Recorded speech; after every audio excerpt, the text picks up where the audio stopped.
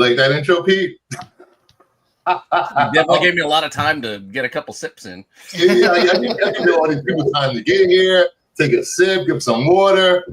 Welcome everyone to the Other Comic Book Show. Today we are joined by special guest Mark Spears. What's going on, Mark? Woo-hoo. I need some music or something. It's going good, man. Everything's good.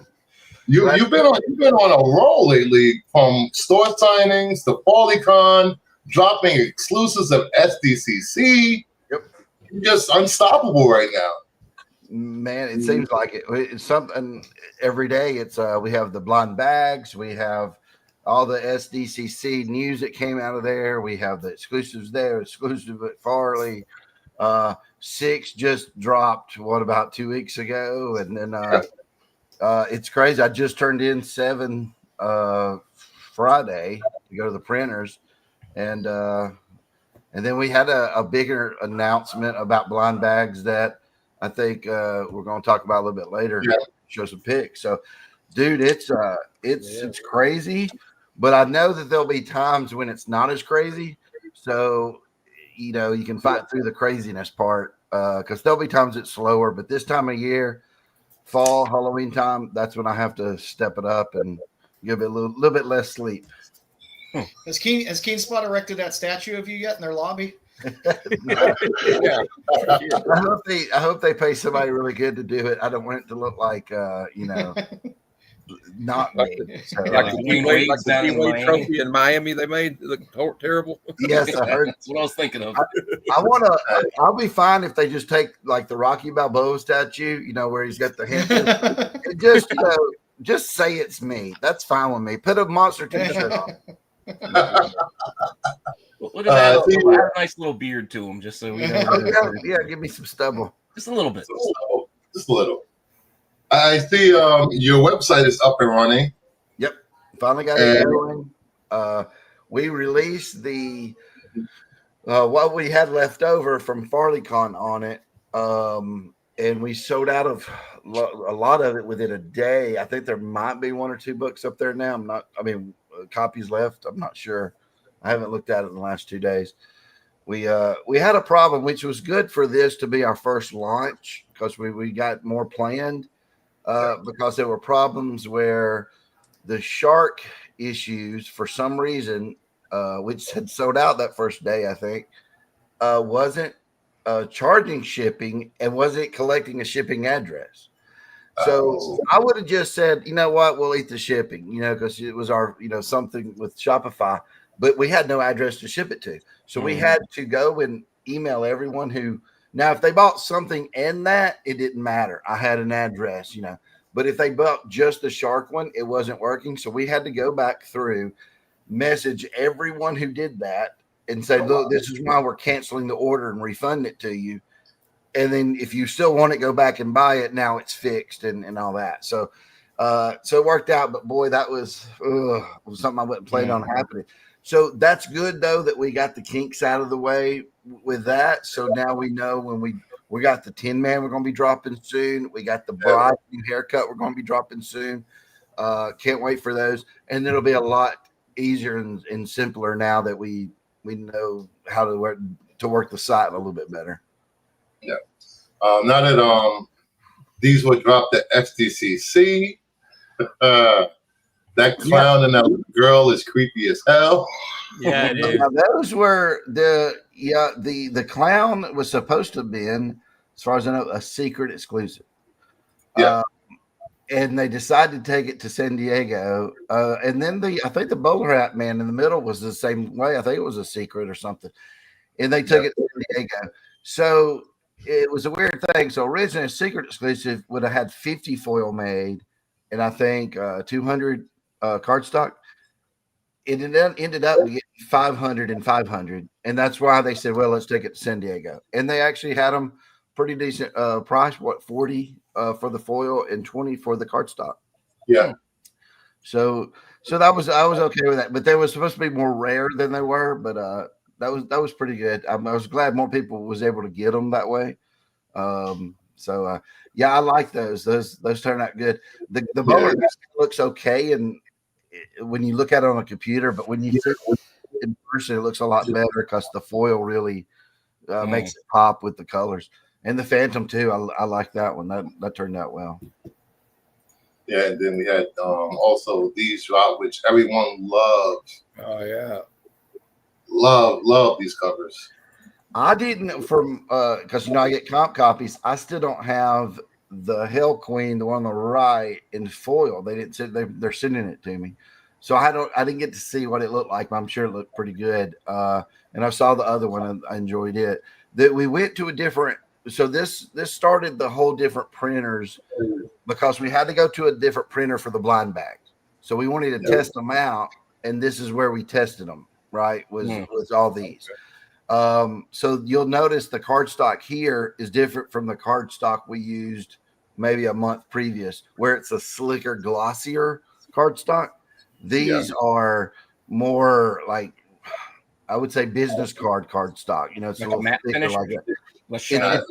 It's the same printer DC uses and a lot of other comic companies. So we were thrilled. The way the foils look is really good. So I think the blind bag foils are going to be awesome, and the cardstock. So, but yeah, those turned out well. I wanted a shark cover just because that was fun when I did the other one.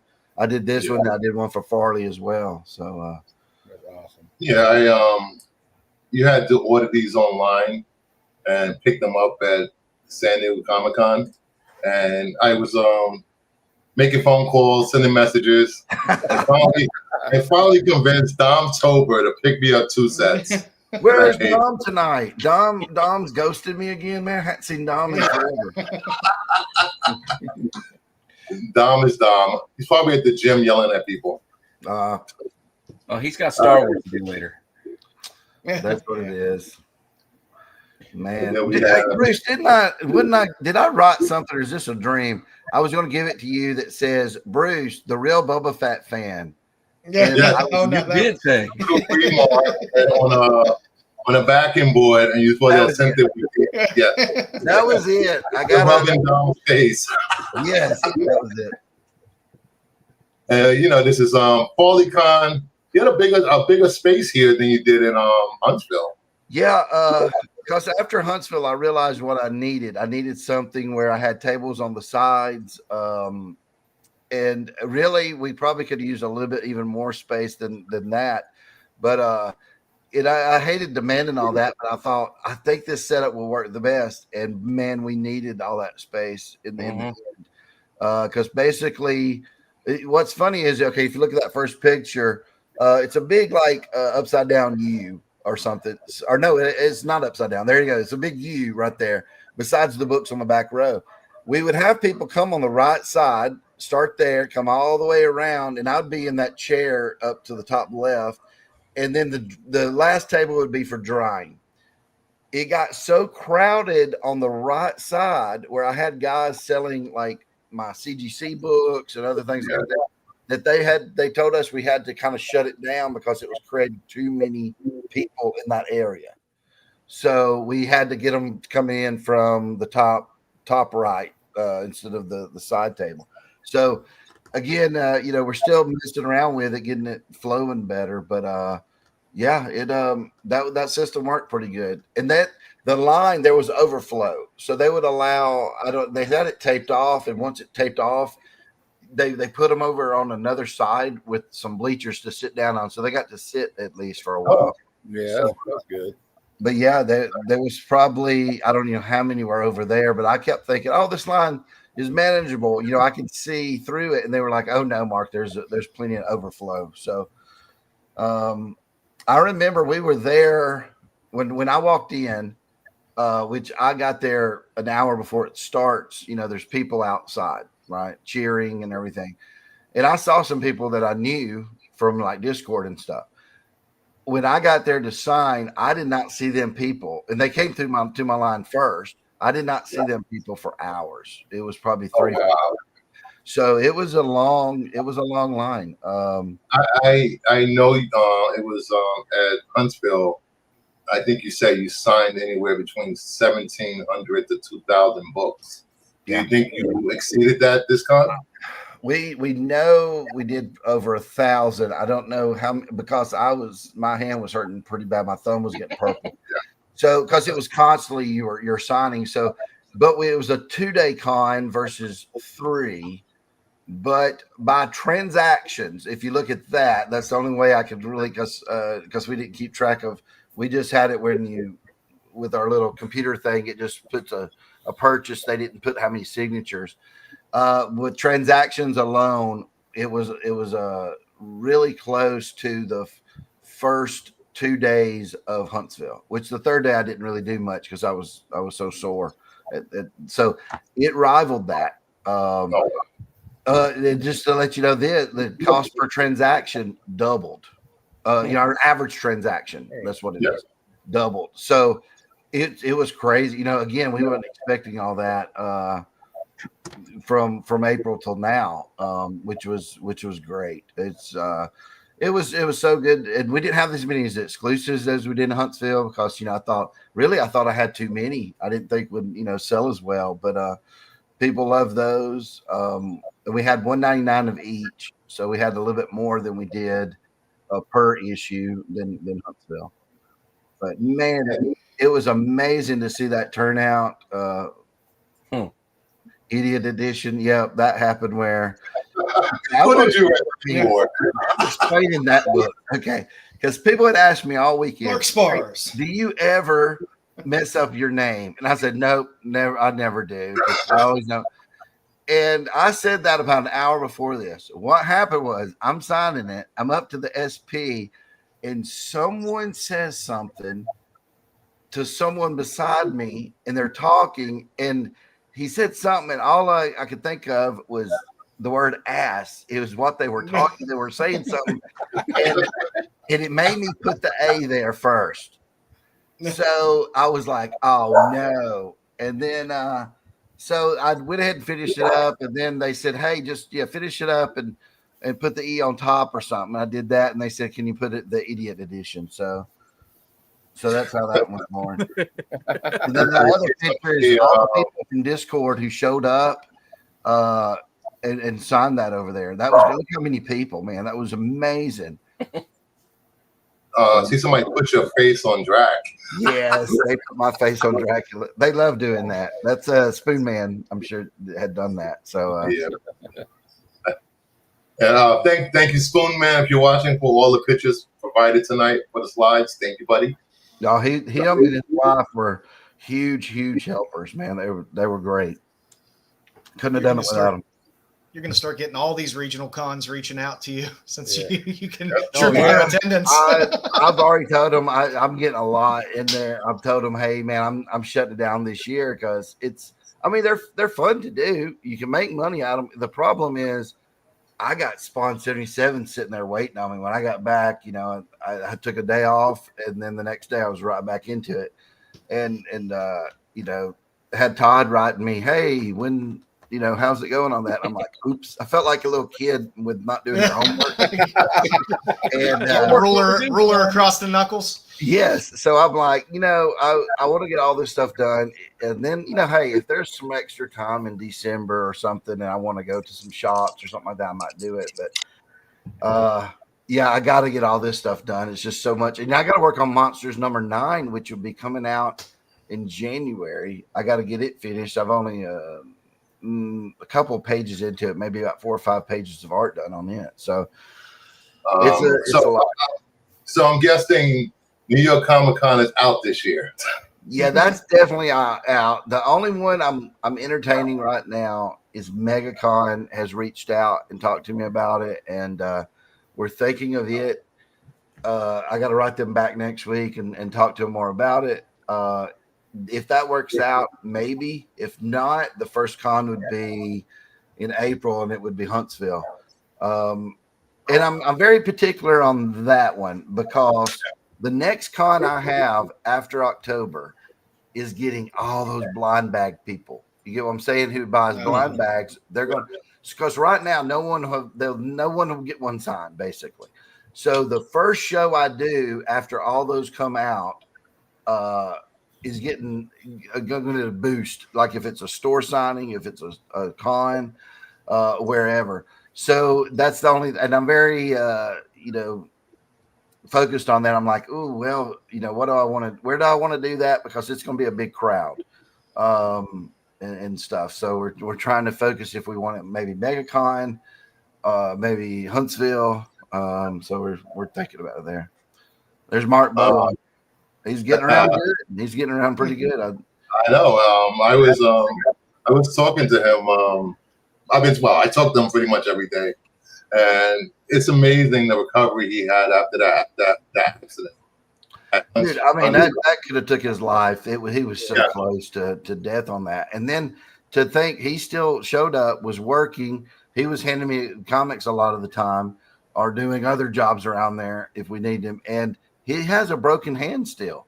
They had to have surgery on that. I think it was in September. So, bless his heart, dude. He just, and I just love him to death. He showed up.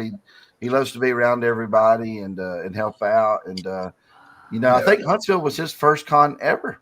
So he loves that experience. And I think this was a really good one for him because it was, it's very low key, a lot of vendors, a few celebrity guests and stuff like that. So, again, it's a 1,000, 2,000 people con. So it was a little easier to navigate and everything. And, with the place that we were at, which was very interesting, the venue was right there beside the hotel, and everything was on just one little road. So if you wanted to go eat, you had like 10 places you could eat at, either like sit down or just go grab something quick.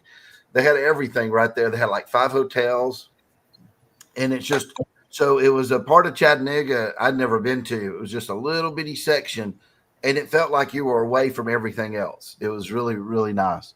So they got a great little venue up there to have that. Yeah, I was speaking to Mark Bowen after the con, and they canceled his flight, and then he had to fly in Monday to Houston, and then they canceled his flight home. So he was driving at like 1 a.m. Driving, yes. I stayed on the phone with him for like 2 hours to make sure he didn't fall asleep. Oh man, you're a good dude, Bruce. I was worried about that. He told me, he said, yeah, I had to drive between Dallas and home, and I was telling Melissa about it. It was upsetting me because I didn't want him to have to do that. Dude, everybody who had flights got in trouble on that trip. I don't know what happened. It was just everybody's either got canceled before and they were pushed back a day, or when they're trying to get home, they were taking another day to get home. I don't know what was going on, but man, it was. They were canceling flights. Right? I hated it for all of them. They were so nice to come out, and I hate it for all those people who, it took them a long time to get home. But I'm so glad they got to come and had so much fun. I see you were hanging out with Larry Hama. Yes, the first time I ever got to talk to him, man. Oh wow, I could just. I never got to meet Stan Lee, but I would imagine it would have been something like that. That's how he was talking about storytelling and how he figures out where the stories, and he does it all visually the way I do. And it was so interesting talking to him because it was, I always thought it was just me that did things that way, just the way I had done them. And he goes, oh no, I don't even know what's happening on page 3 till I finish page 2. He said, and he lets his characters decide where the story's going, and I thought that's just amazing. That's what I do or try to do. And great guy. Got to hear some great GI Joe stories of how he come up with some stuff, and man, that was a great experience to get to meet him. And just a class act, man. 76 and then doing that. That's a lot. I mean, that's to be traveling all the time, to be able to come to these cons. And, he hustles. Yeah, didn't skip a beat either. He's sharp as a tack, man. And again, I'd love to see him down the road again at another con, and so I could spend more time with him. I didn't have time to go out to eat with him or anything. I think they were going to do that the last day when we were driving back, and so I'd like to see him again. But man, what a legend! I'll tell you, if you're at any con that Larry's going to be at, and you're close to going or you're on the fence, go. Man, it's an experience. Yeah, and that Larry Hama and him and Chris Claremont, that's basically a lot of my childhood right there, So that man right there. Yeah. I love G.I. Joe. I'm trying to get the whole run right now. I mean, we Throw, were in throwing John Byrne, and there it is. There's oh yeah, we were in that panel, and Larry's just sitting there talking about business side of comics and stuff. And he goes, "Oh yeah, one time I had on a page where I had to, I had these two guys with their sleeve get ripped off, and I'm like, oh man, I shouldn't. I backed myself in a corner. What am I gonna do now?" And he goes, "Oh, I know. I'll give them some kind of simple tattoo. It won't take me long to do." So he goes, I went and got this out and as a reference, and I said, I'll make one of them a little different and all this. And then I'm listening to all this, and it hits me. Oh my gosh, he's talking about Storm Shadow and Snake Eyes. And dude, he talks about it like, because he looks at it from the technical part, like when he goes, I had to come up with something. I had to put that on there. And I'm like, oh my goodness. And dude, again, amazing guy. I got to meet Claremont. I'd love to meet Claremont and Byrne. Claremont was at the expo last year, but I never got a chance. He wasn't the same. He was on a different schedule than I was because he came a day later. But anyways, again, go see him if you get a chance. He's amazing. Did a lot more than just G.I. Joe. He doesn't get credit for Wolverine and all this other stuff that he's done. And we had some really great books drop. That was the Helvis. That's what my son named it. Helvis. It was the first one's cardstock. The second one was foil, and then that's the shark cardstock there. Man, and again, this is the first time I got to really have these books from the new printer, and dude, they did great. They were awesome. The slickness of that cardstock Elvis with the white, it looked so classy because the other printer would have printed just white gloss, matte, finish. And it looks so awesome the way it is and the texture of it and everything. I love it. And then the foils just look so deep. They print them a little darker, I think. So when light hits it, it really shines. So just love those. I think I had some banger books with me, man. I think those are some of the best exclusives I've ever done. Now, the next two are my favorite. The Nun and Victoria. Yes. The Nun and Victoria. The Nun was probably it sold the most, and then also sold out on the website within minutes when we put it up over there. The foil of it just looked great. Victoria, I thought that looked so good with the colors, man, because it's on foil only. So it really, I would love to have saw a metal of it. I think it made it even better, but she's great. I can't wait to have her on some more covers, and she's going to be in the comic here on the next run of them, 9 through whatever we're doing, the next story arc. Her and her brother's going to show up. So we got a super chat. Mark is one of us. From David Posner. Thank you, Dave. Thanks, Dave. We got Lisa Noble's here. Victoria looks great in person. Yep, it's a good one. I'm glad we picked that one. I love it. And we have pre-orders for your blind bags have been going insane. Yep, everyone wanting them. Yep, I'm not going to say how many I bought, but that's just me.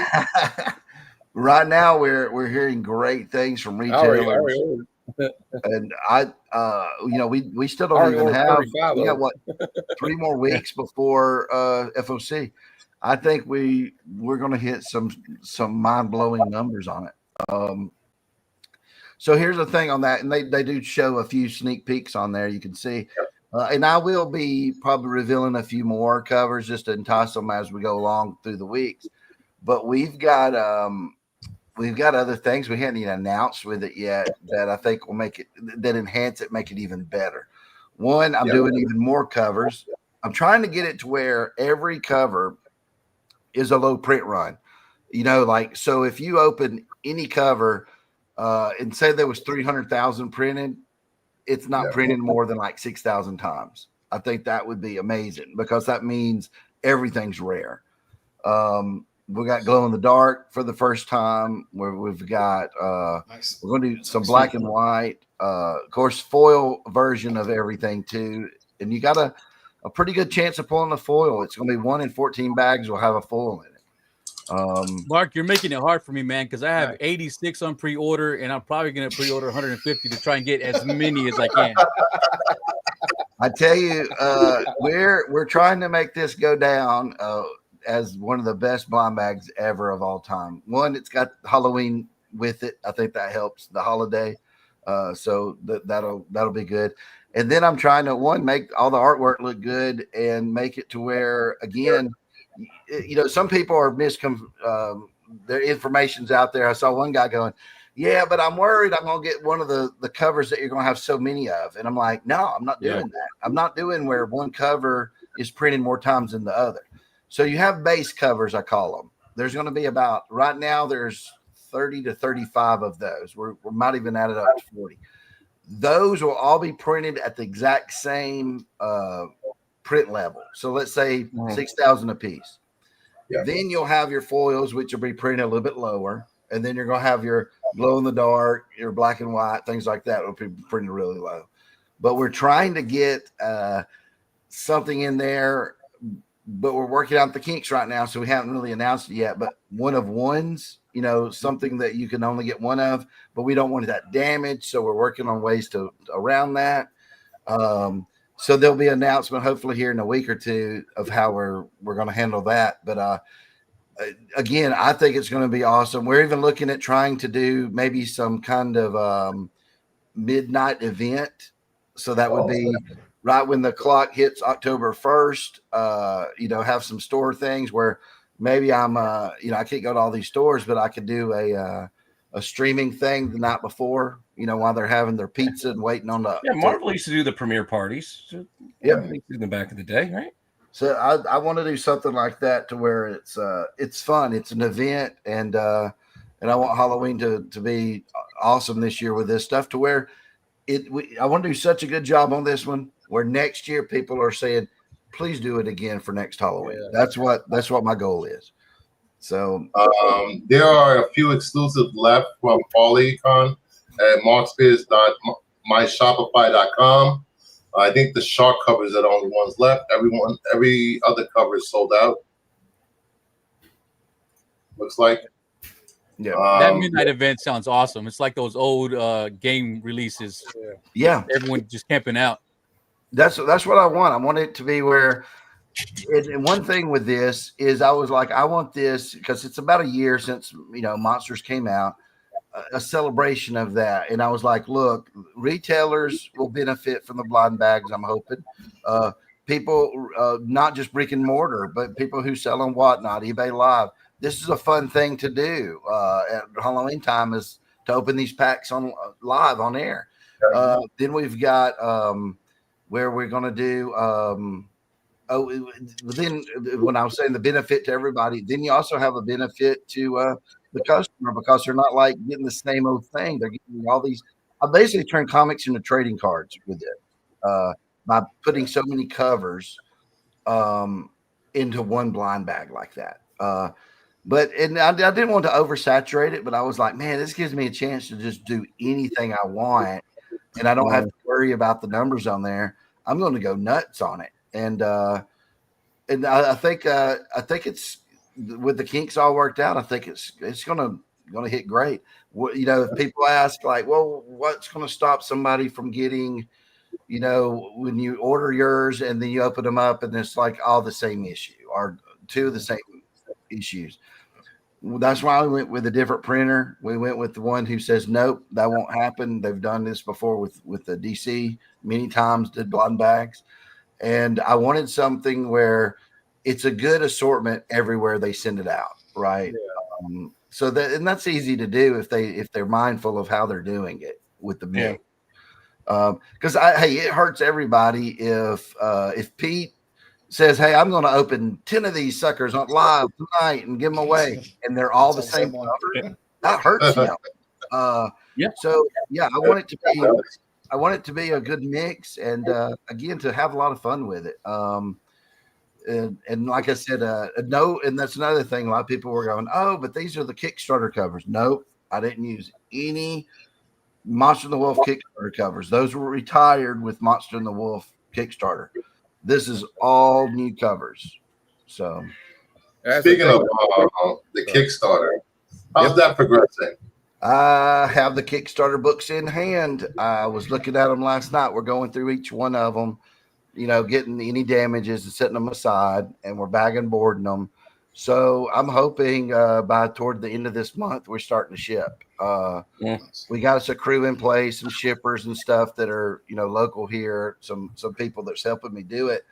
My wife is running it, my son, and we're going good with it. One thing I did find out. So here's a breaking exclusive. Write it down. Write it down. I'm flipping through issue 1, and I'm like, okay, this looks pretty good. And I get up to my 2-page splash, and printed one on one page and one on the follow.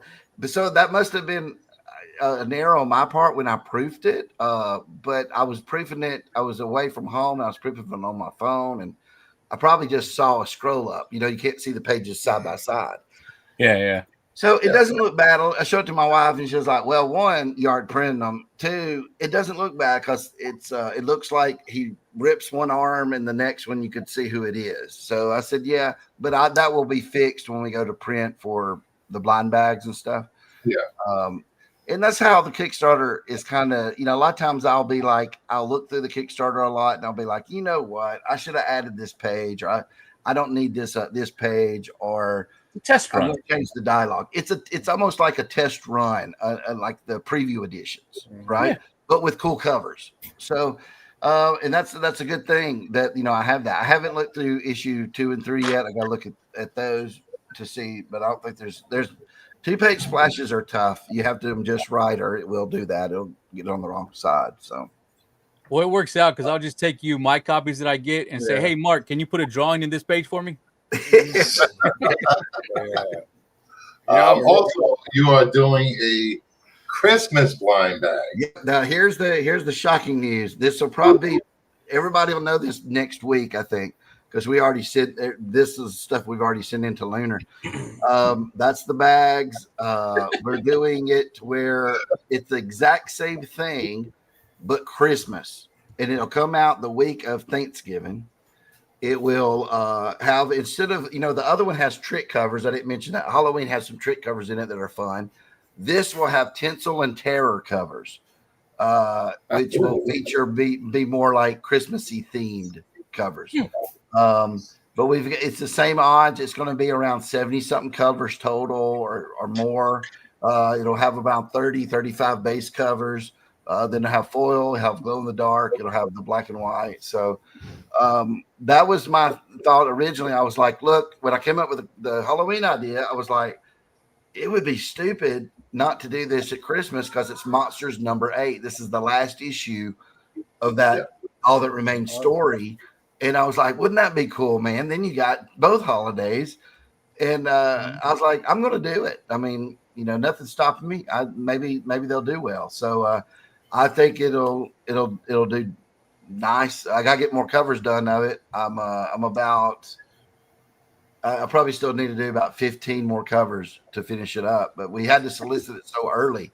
This is August 10th. We won't go to print on that for a long time. So but that's now, and then I even put the little Christmas tag on it too, blank from Mark Spears, so you can just fill in. That's great.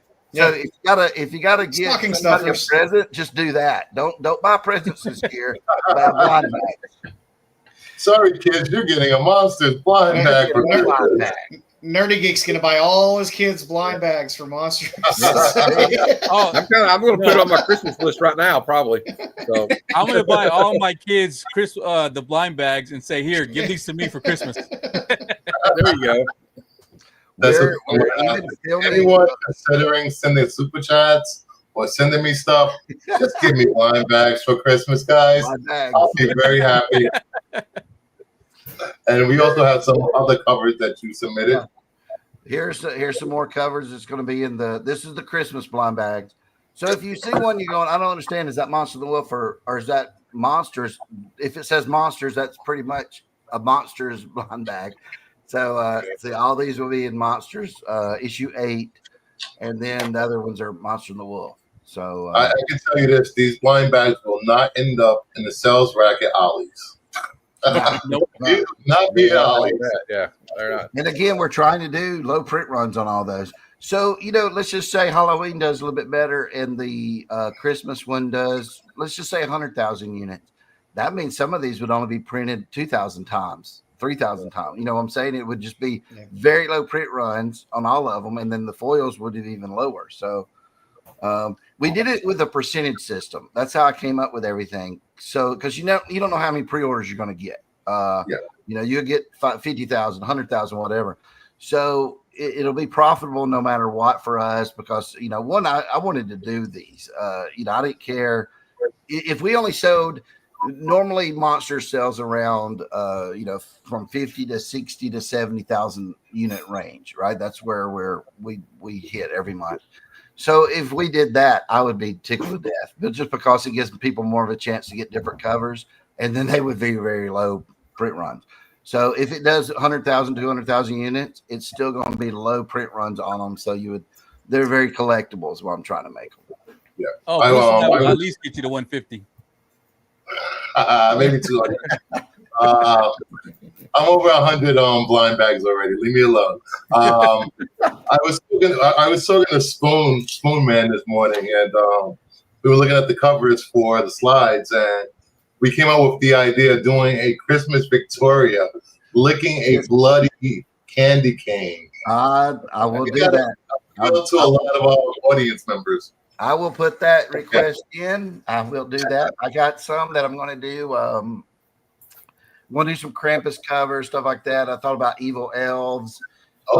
Even like a Christmas tree stocking scene, but in the stockings are body parts. I'm going to do all kinds of cool. Oh, nice. Better get a good Mrs. Claus cover out of there. Yes. And then I'm going to take some monsters and put them like, brides, some of the brides of Dracula in some Christmas attire, some cool Christmassy outfits that are, that Joe would like. Let's just put it that way. Yeah, you can do like an homage to those. Remember those old wizard cards at Christmas time back in the day? Live. You're right. Yeah. Santa Christmas and Jim Lee did something. Yes. It'll be. Yeah, I'm going to do some of those. And then if you have a favorite Christmas cover from DC, Marvel, or anything like that, send it my way because I'm going to pick some homage Christmas things to do. And then I'll even throw in some, of course, pre-code horror homages and stuff like that. I do that on all these because I love that. So, but yeah, I'm excited because it gives you a chance to do those things where, I was thinking how could I do Christmas covers this year because it'll come out.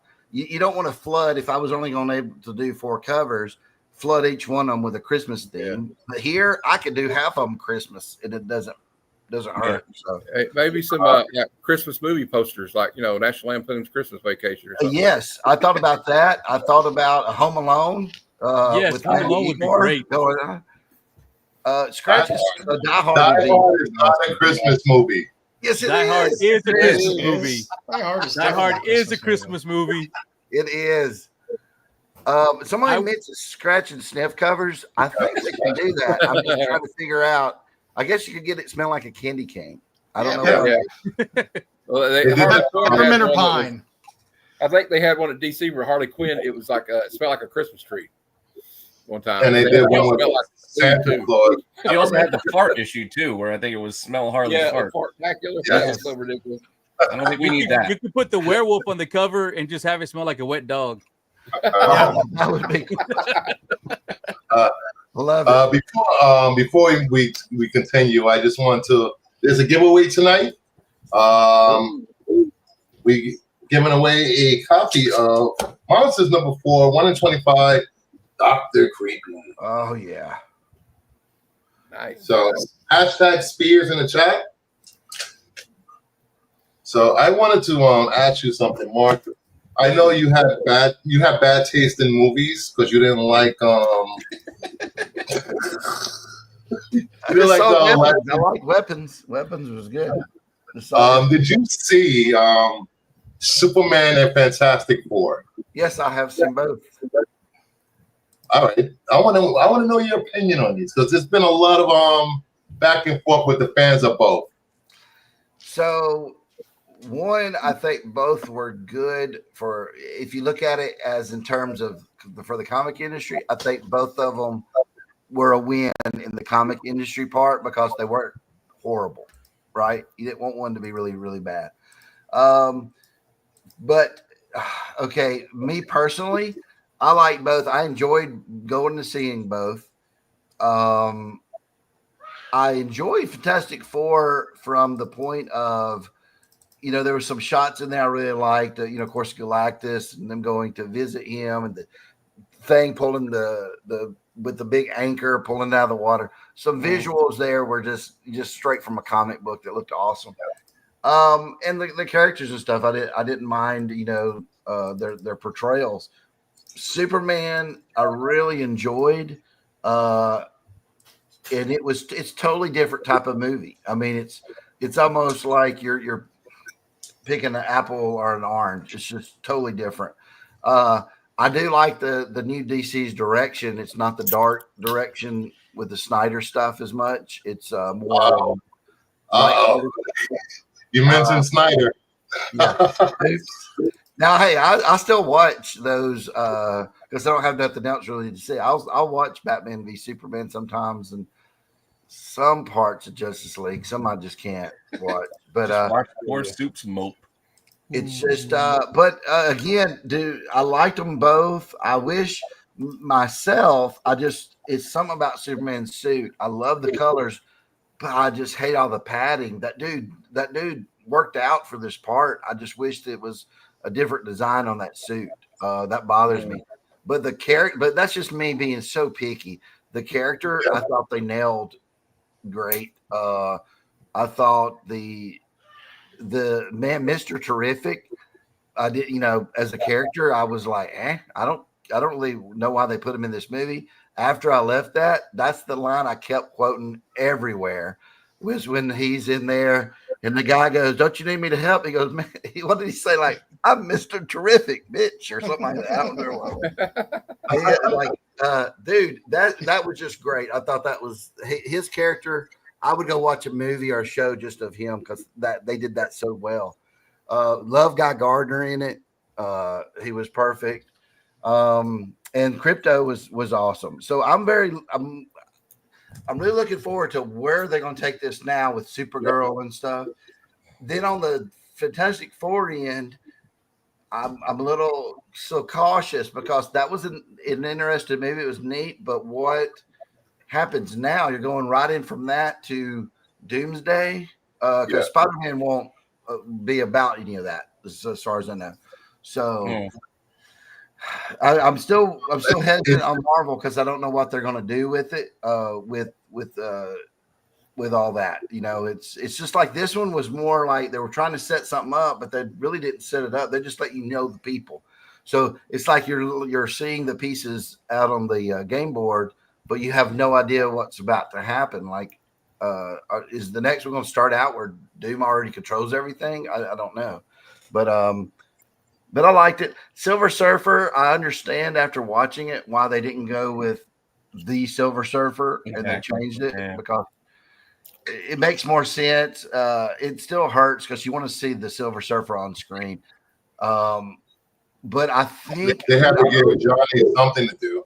They had to give Johnny something to do. They really did. And they also, what I'm hearing is they're resetting all this. Like, this is just the next couple of movies after Secret Wars, everything resets. They're starting all over. And if that's the case, you would just save him. And I don't understand any of that. Are you going to introduce a Fantastic Four and then reset them in a couple of years? It just doesn't. I really don't know what they're doing there. I think DC has a better plan in place. They already know what they're doing with. Are you going to watch Peacemaker in next week? Oh yes, I love the first one. This one, I'm interested in how they're going to do everything. I know that it looks like he kills another version of himself, but they kind of stayed away from the multiverse, which was smart in the movie. Don't put all that in there, but I think the multiverse, people are sick of it. they are, because it just means that no one's death matters anymore. You just go get another one. It's basically the same thing with time travel. Once you introduce time travel, then why not just go fix everything, right? Unless you go, the time machine broke, or we're out of gas, can't do it no more. So, there's no cheap way to stakes to reboot. it. Yeah, there's no stakes to it. Exactly, and you got to have the stakes. You got to care about the characters. The characters have to do the things in the movie that you would think a character like that would do, right?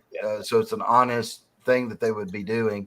And then you care about them so much, you want them to win. You don't want them to fail. And so we'll see. I enjoyed both, and I would probably, which is shocking, I would watch probably both of them again when they go to streaming. I'll get them and watch them then. So I will say my favorite quote came out of that movie.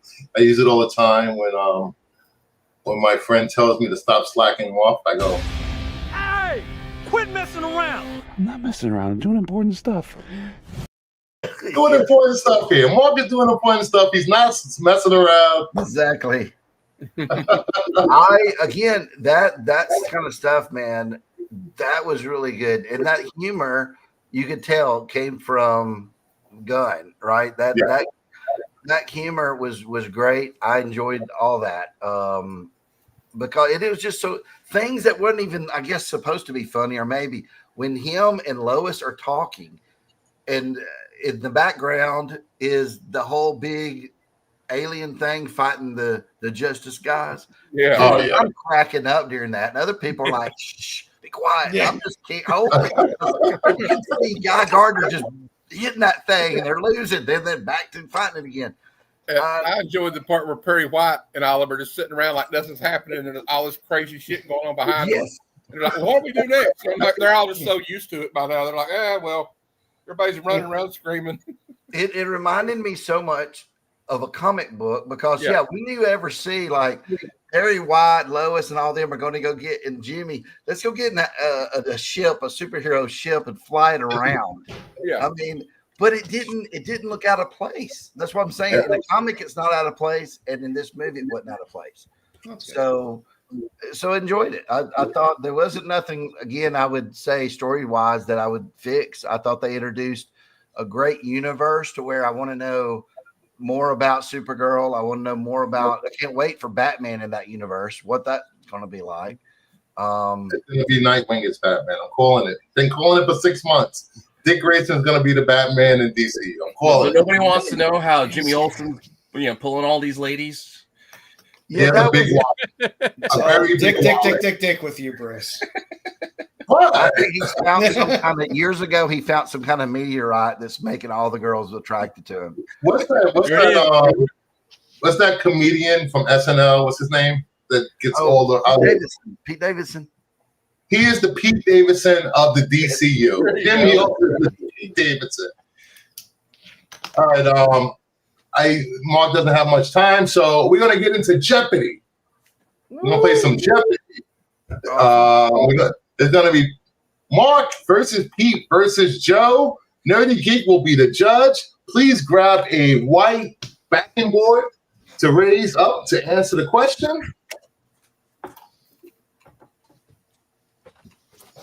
Keep it up. Your work is number one, baby. Thank you, JJ. You pain in the ass. All right, everybody got their backing boards? All right. No, I'm just gonna use a Post-it and do this. That'll be fine. All right, let's get into Jeopardy. If I can find my I hope you picked those categories I told you about, Bruce. I have no idea what you're talking about, sir. What do you know about? Can you make it about Mark Spears? Oh, no, darn, it ain't up there.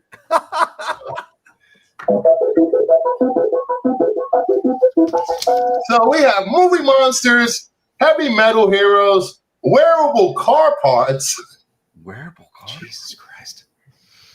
Female superheroes and Star Trek. Where?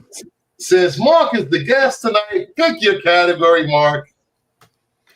I will take movie monsters for 400, please, Bruce.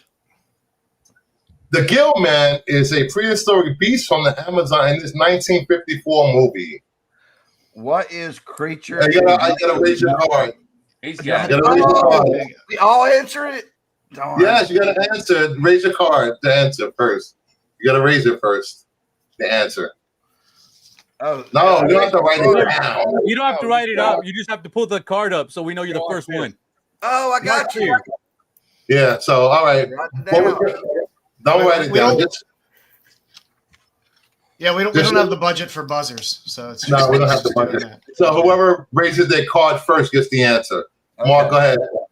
What is creature from the Black Lagoon? That is correct. Go ahead, Mark. Okay. Well, I'm going to dominate this. Let's see. Let me go with movie monsters for 500, Bruce. The thing about a shape-shifting alien menace crash landing on Earth takes place. Pete. Antarctica. Correct. Dang it. Oh, don't mess with my John Carpenter now. Yeah. Go ahead, Pete. Let's stick with the same category, but go backward with 300. In the Conjuring film franchise, a vintage doll with this title name. Mark. Annabelle. Oh, what? Correct. Yeah, you got me on this new horror stuff. I don't follow all the new horror movies. Go ahead, Mark. I will take wearable car parts for 100, Bruce. This sound deadener on a car sounds like it could also keep your neck warm. That's gonna be warm. Sorry. Pete. Pete. Muffler. What is a muffler? There we go. That is correct. Oh. Pete. Star Trek. What is that? Female superhero for 100. Zoe Saldana teams up with Rocket and Groot as Gamora. Pete. The green skin. What is Guardians of the Galaxy? Correct. Man. I should just do it on the blind. Yeah. Female superheroes 200. This superhero's magical weapons include a lasso of truth Mark. and a net. Mark. What is Wonder Woman? Correct. Mark. I'll take Star Trek for 400. Oh, Star Trek. As Guinan, this actress got a good view of the Enterprise while tending bar. Mark. What is Whoopi Goldberg? Correct. Mark. I will take movie monsters for 200. This Oscar-winning director's 21st century monster movies include Pacific Rim and Pan's. Is it me? Yeah, it was Mark. Mark. In the first. What is Galamatoro? Is that how you say it? That's close enough. Close enough. Guillermo del Toro. Del Toro. There you go. Mark. Okay. I'll take Star Trek for 500. Transport accidents will happen. Tuvok and Neelix merge into one being called Tuvix on this Star Trek incarnation. Mark. What is Star Trek Voyager? Correct. Mark. Movie monsters for 100. In this 1941 monster movie, Lon Chaney Jr. is transformed into the Hirsute title character. Wolf. Werewolf. What? Werewolf. What is a werewolf? Wolf. Wolfman. I guess, yeah, there we go. Wolfman. Yeah. Joe. Star Trek 300. Wow, Star Trek. A decades-old mystery was solved in 2009 movie when her first name was found to be Nyota, Swahili for star.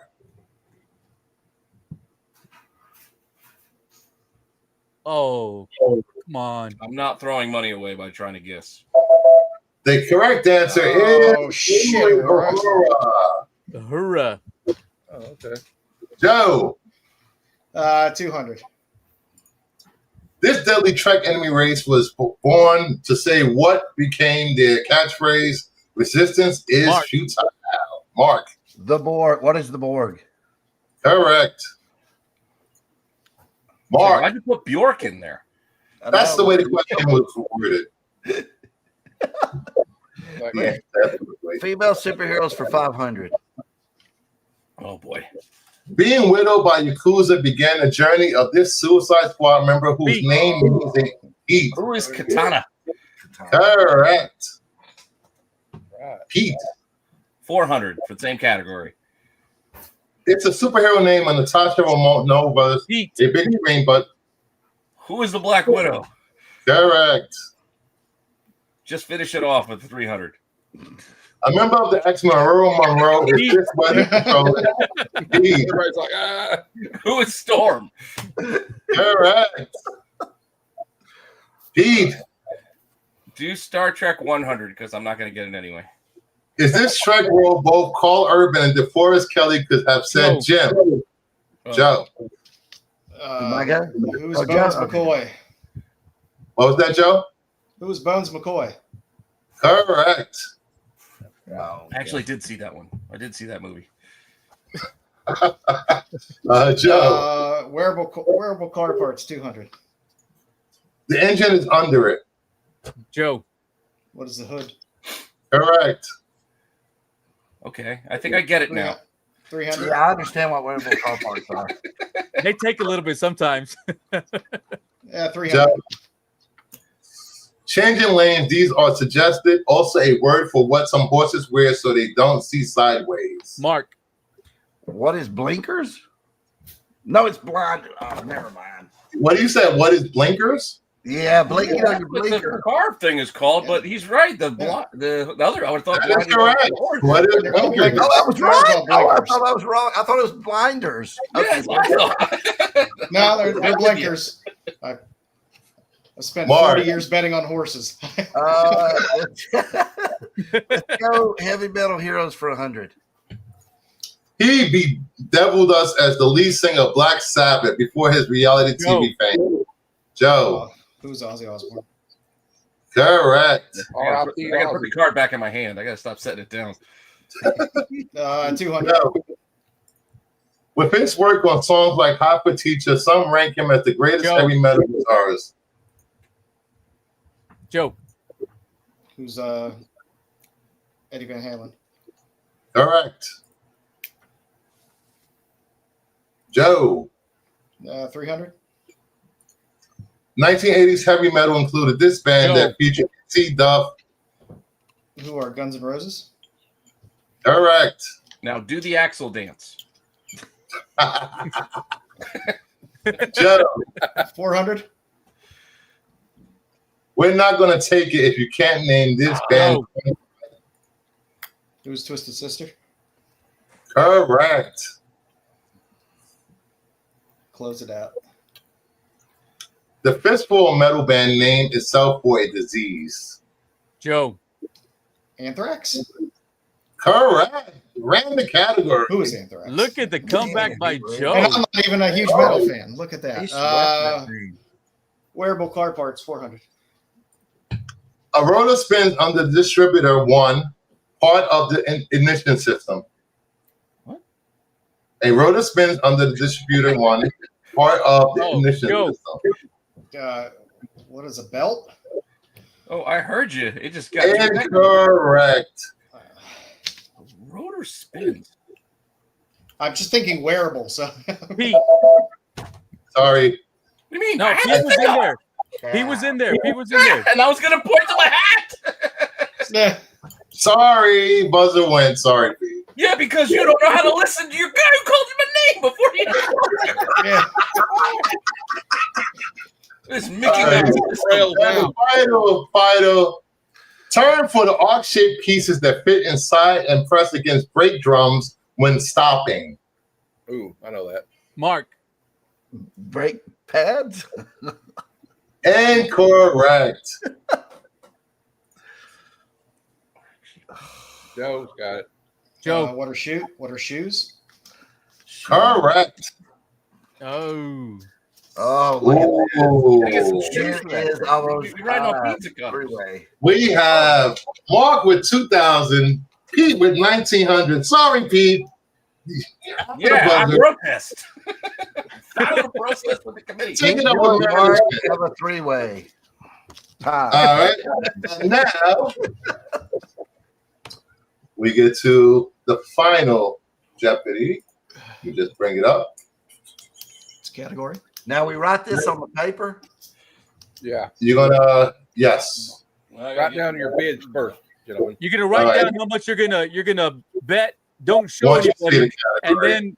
and then your answer. All right, and the category is classic television. Please put your wagers in and look up when you're done writing. What is I Love Lucy? Where Get were out of these- here. Where were these final Jeopardy questions I was doing? It was like, what's the square root of 10 billion? Where was the Star Trek whenever I was on? That's what I and want the to know. heavy metal. No idea what you're referring to, sir. But as well as Mark did, he might need to be on our Monday show. Red shirts. Yeah. Oh yeah, I saw it at a Star Trek show, Mark. Oh, really? Monday nights at 8 or 9 p.m. We're covering Strange New Worlds, and this Monday we're reviewing Star Trek: The Motion Picture. Oh, the original. with the girl with no hair. Yes. Feature. Easier. You Yeah. gotta get. I fell asleep during it. Nerdy fell asleep during it. Call me in when you guys get to the one where they're in San Francisco looking for the whales because they need That's to find not Journey. vessels. That's the voyage home. That was Boy, the Joe. Wrath of Khan. Second one is When I went to Monterey as a kid, that's the only place I wanted to go was that aquarium because of that movie. All right, and the final answer for tonight. Beginning in 1978, Bill Bixby took no shirt after getting angry on his show. Write down your answers. This is Final Jeopardy.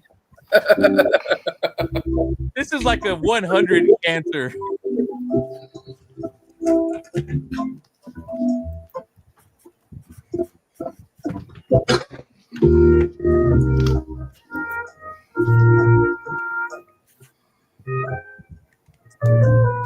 All right, I'm ready.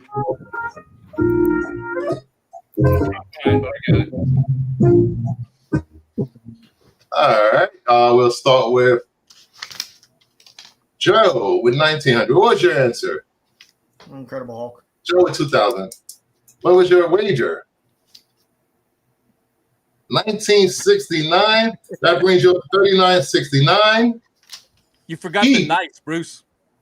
Shut up. Incredible Hulk. What was your wager, Pete? All of it brings you up to 3,800. Which is not enough. If only you would have put it in the form of a question. If only you would have put it in the form of a question, Pete. They don't write what is on the Final Jeopardy card. They do. Alex doesn't know that. Mark, what was your answer? 1999. And Mark is the Jeopardy champion. That's right. Good times. I blame Tyson for distracting me talking about seeing the new Red Sonja movie, and I was very distracted. See, that's what happened. Well, you already know who I blame. And let's do the giveaway before Mark has to go. Let's see. Hey, Mark, earlier Terry- everyone was Terry's telling you on about things they want to see. I would love to see a monster statue. As you can see, I like to collect statues. That would be awesome. We're looking at doing some statues of the monsters. I want to do some figures. We're doing all kinds of. We're trying to get into all that kind of merchandise stuff because I would love to do statues. I told someone the other day I'd like to do. You know how they used to have Mad Balls back in the 80s. I'd love to have some Mark Spears monster balls. And my son says, "Dad, if you do that, you got to sell them. They only come in pairs." I was like, "Yes, Yeah, there you go. Before we do the giveaway, and Mark goes, last night we had a claim sale for Kyle, who's fighting cancer, and we raised between all the claims $1,400 for Kyle's medical bills, and at some point in the next week or so, I will be doing claim sales for some signed Mark Spears books that he will be sending over to help out. Thank you, Mark, for that. Thank you, Mark. You're welcome. Appreciate it. Claim. What? What? Claim sales. Already getting early. Fine, I'll take early claims. Cool. It's not like calling shotgun on the car. We didn't even It start is yet. like calling shotgun on the car. He didn't announce it yet. He just announced it right now. Well, he didn't announce You know what what the books are. You Not even what out the books door. are. Not even out the door, and you're yelling shotgun. It's a Mark Spears book that's autographed. I'm claiming it. Mark, you should sign something that's not yours, and that's the one. Yeah. I'll tell you. ASM 300. At Just find that. Polycon, somebody came up there with a Tar Man, Return of the Living Dead. I think it was like issue 3 that I didn't do. And I said, "Hey, this isn't mine." And he goes, "Oh, my friend gave it to, he sent it with me for sign." I said, "Yeah, I'm sorry." And he goes, "Well, let me replace it." And he replaced it with another book. And then I said, "Hey, you got that one? I won't charge you. Just give it to me real quick." And he gave it back to me. And I put, "I didn't draw this, you idiot," and then signed it. Yeah. So I tell you what, I'll do the same thing and I'll send it in with y'all. Something I didn't do. Yeah, find a spawn one and sign it. I just I saw an interview with Todd McFarlane Hey. once, and he said, "I will not sign." He had a video where he did like, yeah, he did. I'm not going to sign it. Oh, well, speaking of since you brought up things you didn't do, Spoonman showed me his remarks that you signed that he got from your monsters. Yes. Ain't that something? Yeah. I love the count. And then the Medusa is awesome. That's awesome too. I love I it. thought that was great. All right, let's get to this giveaway. And the winner is get a Dr. Creepy. Not in Europe, not in Europe, not in Europe. Crimson Terror. That man is on a tear. That's already compiled. Congratulations. He He has constantly wins. Bruce Raz type love in the giveaways. Crimson Terror 85. Congrats. Congrats, Crimson Terror. You get Monsters number 4, the 1 in 25, Dr. Creepy. Anybody have any questions for Mark before he has to go? Oh, thanks for stopping by, though. Oh, Yeah. you're welcome. Yes. Always I'd great. say Always longer, great to but see you, buddy. My son's Great to about see. to try. He's trying to film a commercial for the Blind Bag, so we're going to try to do something there. If it looks good enough, I'll send it to you. we'll be done here in a couple of days.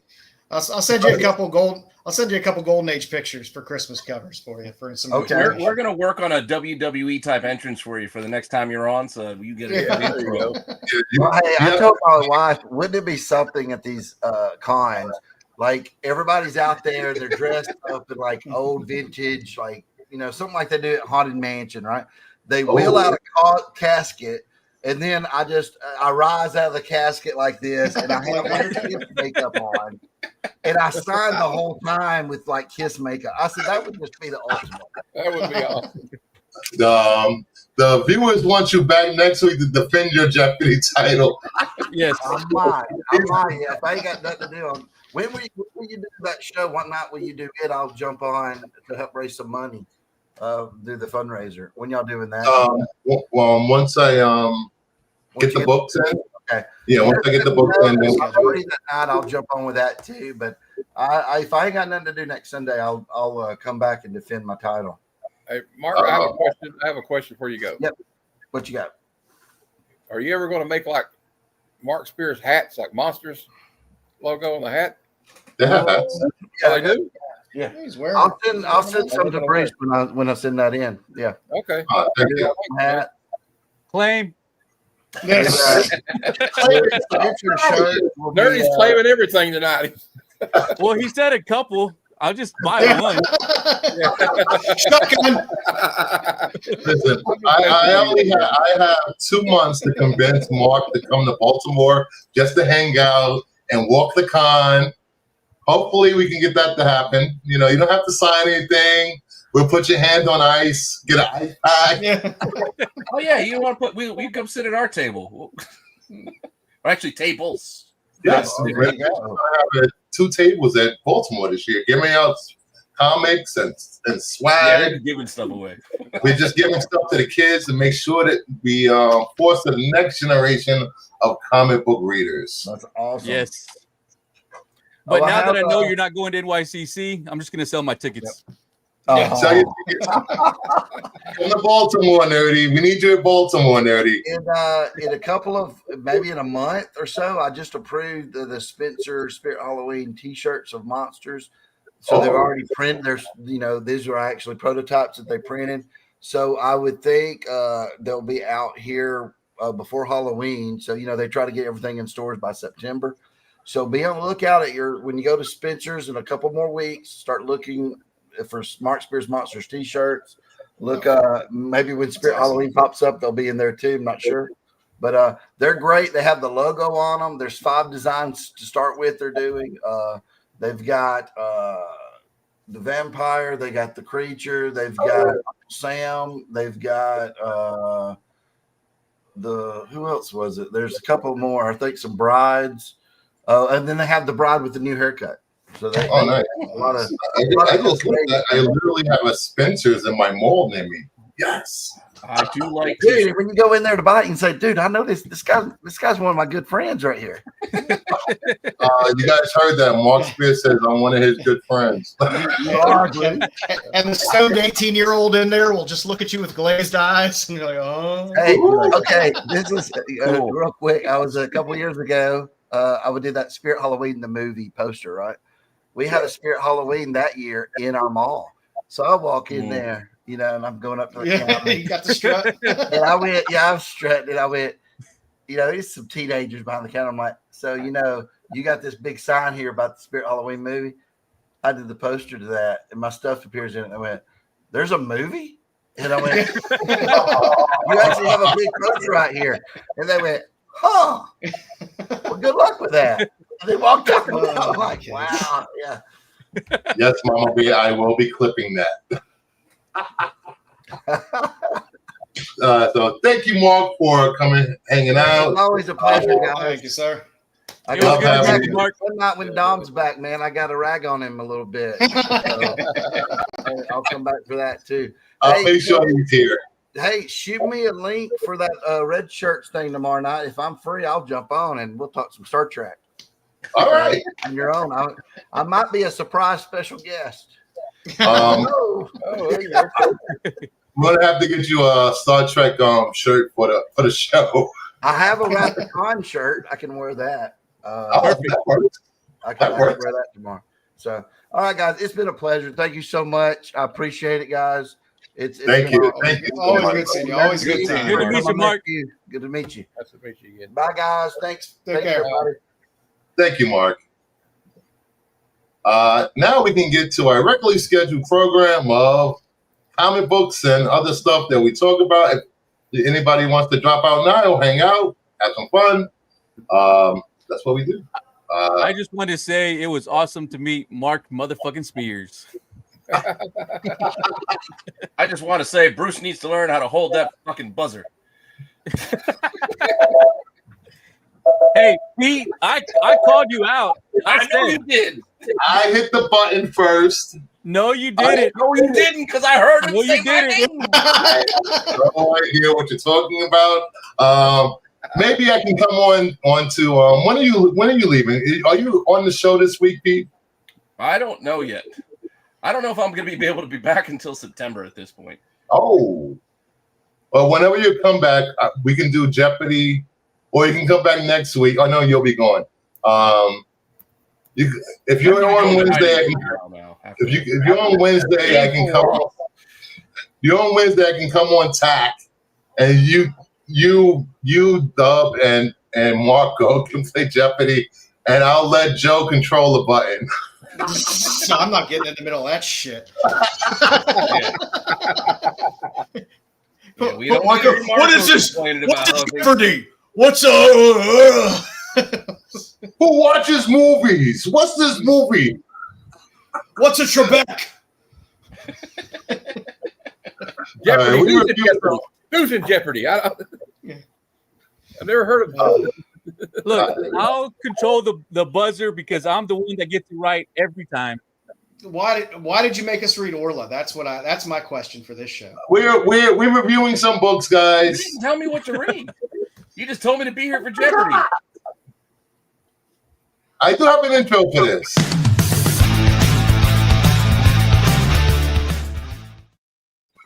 The farting comic reviews. Yeah.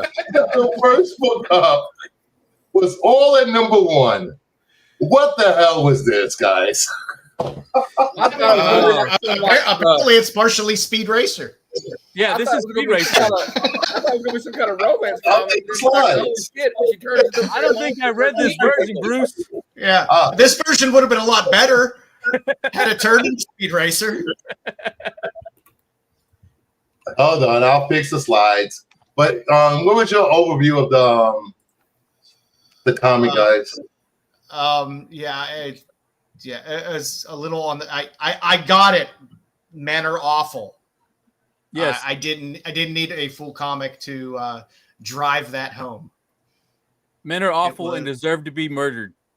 Yes, Wonderful. that was Unless the basic. Unless you work in a bookstore, apparently. Yes, if you're a nice guy, you if you're deserve to be ignored. if you're a cuck or a simp, you're gold. That's half of YouTube. Yeah, but it wasn't nuanced in any way. It was just very, very straightforward. And, She literally eats men. and all of the men are just very stereotypical. Pick a stereotype and take it to the nth degree. Except for the guy who likes toes. I got no problem with him. He was fine. Being someone that's been on dating apps in the last 10 years, you guys are all married. Those guys are on there. I can guarantee they're on there. They're on there. I have More times than not, guys. It was just a little. It wasn't nuanced. If you're gonna give me a story like this, have it be a little nuanced. Like I love Lilith. Lilith is a great story. It's a little more nuanced. It's like they literally just rolled up the comic, smacked you in the face, and said, "Hey, this is what this is about," and then just threw it at you. Yeah. I wasn't surprised when she turned into a monster, but like everything, like I said, there was no nuance to it. It was just kind of in your face. Men are bad. That dude's wearing the same shirt, but it's not the same guy. Oh no, that's the shirt that type of guy would wear. Yes. Yeah. Oh. Okay. Yeah. I guess. But Yeah, it does show that it's not the guys, it's her. She's the monster. Is something wrong with her? It's not the guys, it's just her. All right. I don't know. There was something I wrong with that don't guy in know. the shirt, though. I'm sorry. You guys. Is it like All right, next up, Archie versus Minor Threats #1. I thought this was great. I really like Fun it. crossover. Good read. This is the first Archie, Sabrina, any type of book like that I ever read, and I actually enjoyed it. It was a really fun book. Yeah, the crossover was fun. I like how they mixed up the art styles. It was fun. Get out of here, Ed. Bruce Spears. Get out of here. I like how I kind of like how like you kind of see like the Archie crew kind of getting a little naughty there, sneaking into a bar with their IDs and like what's his name? He's a dick as usual. What I can't remember his name. All of a sudden, it's eluded me. Reggie? Reggie. Reggie's an asshole. Reggie being a dick as usual. Yeah, Jughead's always hungry. Reggie's always an asshole, and Archie wants to fuck anything that walks. Yeah, that's pretty much. I've never read a Minor Threats book. Is that from Dark Horse, right? yeah. That's a Dark Horse title. They're pretty brutal when it comes to serving justice in their neighborhood. Well, Yes. there's a Yeah, lot they of were. spin-offs. There's the whole Minor Threat Yeah, you got spin-offs. Barfly and Yeah. I don't know. I'm not up to date on them, but Yeah, there's a handful. It's a whole universe and spin-offs as well. Yeah, whenever they were talking about breaking into the dad's cabinet and getting his root beer and then stealing Wi-Fi, it was shocking to see somebody's head get smashed in. Yeah. I was not expecting that. in an Archie book. Yes. I agree. But I loved it. I really liked it. Yeah, it was a great. I Archie- think I'll just continue to read it. I'm sorry, Archie always has the best crossovers. The Archie universe always has fantastic. There was Archie and Predator. Yeah. Archie and the Punisher. Ramones. There was always great stuff that they do with that. They always keep it fresh. What do you call it? Silent Jay and Silent Bob were just crossover. Oh, yeah. The Betty and Veronica and Red Sonja and Vampirella was a fun series. Yeah, that one. Yeah. Where's my Archie Archie and Supernatural crossover? Damn it! Give me Sam and Dean. I want to see Dean. You're getting. I told you, you're getting your Supernatural comic book. It's coming I in a few know. months. It's coming back. They With had a one ton before. of covers too. Yeah. And the final book that we read was Bitterroot number 5, a great conclusion to this 5-issue miniseries. They really nailed the ending on this. Yes, they did. It's like in reality, I couldn't see any other way for it to have ended. Everybody had to die. Yeah. Sanford Green always does a bang up job. Man, I didn't read it yet. Good series. It was a good series.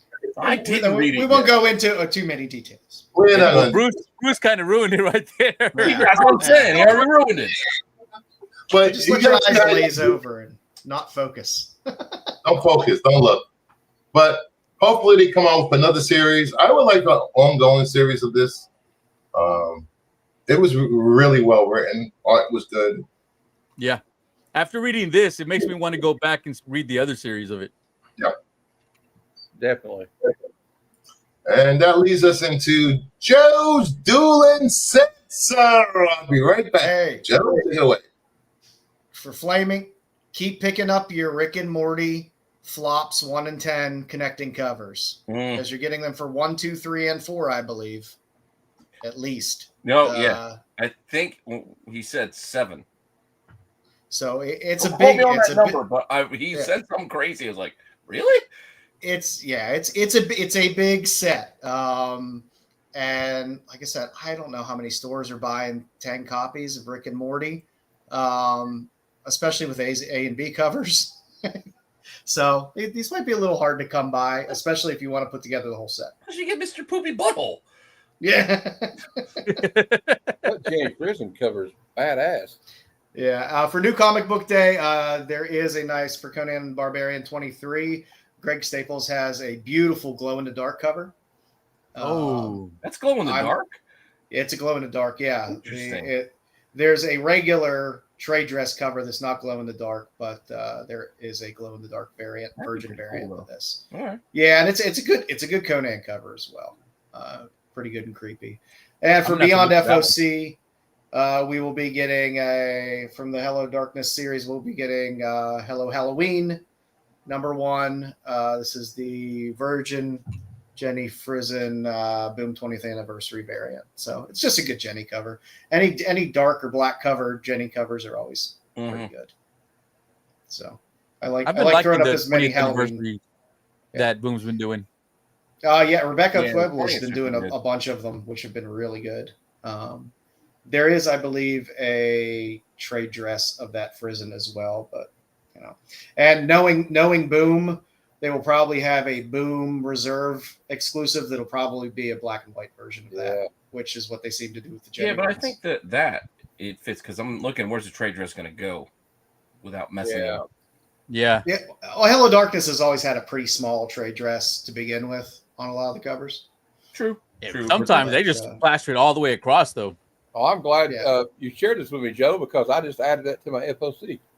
Yeah, and that's why I put things out that are beyond FOC, so people have time to find them and not feel like tomorrow. So you can't go ha ha ha too late. Yep. Yeah. Look what I bought. You didn't get it. Yeah. So that's what we got there, Bruce. Good timing. Thank you, Joe. And that leads us into flaming hot covers of the week, new comic book day. My picks. Put your odds in for how many DC and Mark Spears are on this top 10. 8. You going 8? You going 8? I think you hit 7 last week combined, so I'm gonna go with 6 this week. You're gonna cheat like always. No, Put a fake list out. I have never cheated on this list. No, there's not a lot of Spears this week.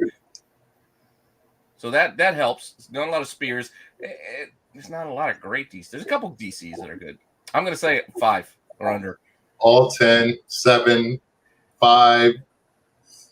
All right, let's get to it.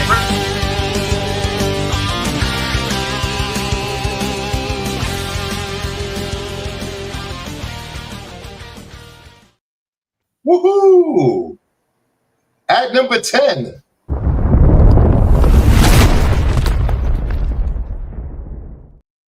We have Predator Kills the Marvel Universe #1, the Panosian. Love the Panosian variant. Such a good cover. That's cool. Yeah, I would like to see this one in a version where it's not covering up part of the art, though. Yeah. Don't worry, it'll be the second print, the 1 in 25. I don't need no second. I figured they would have it on this one, but they didn't. They went with I think at one point he posted the Lotto. sketch of this, which looked badass. The black and Yeah, white. that's It looked quite sharp, but that was just his, not a future. Mama Bear 6, Jim 6, Nerdy 5, 5 missing, 5. Nice. I still got to do my top 5, but this is probably going to be in my 5. I can see why. This is a great cover. And I'm biased. At number 9.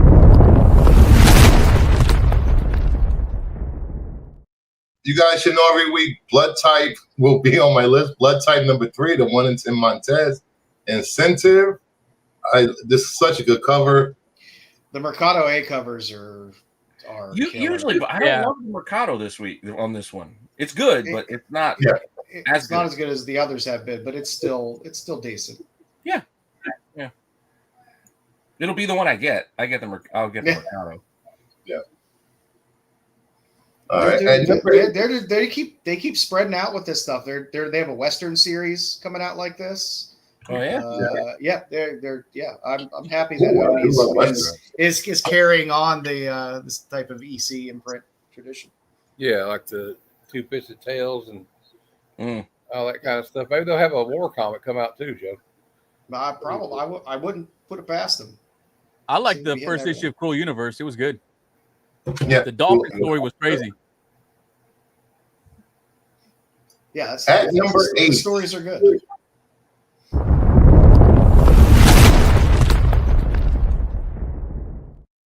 We have Aquaman number 8, the Gallman variant. Who doesn't like Mera? And talk about sea cakes.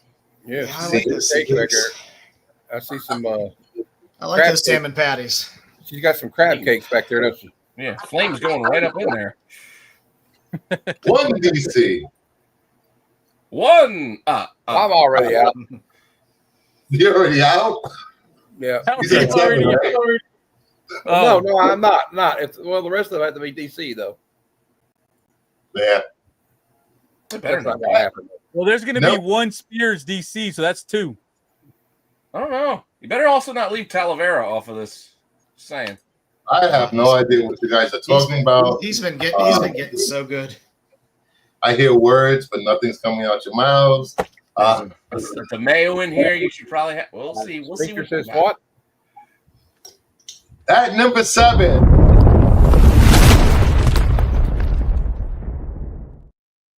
We have Uncle Screw's Earth's Mightiest Duck number 1, the Mark Brooks variant. It's a Mark, but it's not. But nobody wants this. I like I that want this. I want the I like Chrissy, this cover a I like lot. the Chrissy Zulu one. Zulu one the best. Of the Scrooge, I like the Delato, I think, on the A. Yeah, I got the Delato. I just like the Zulo one because it's like a classic Apple Cruise. I got the Delato on this one and the last one that came out last year. Mm. This is only like a 4-issue miniseries, I believe. All right, and number 6.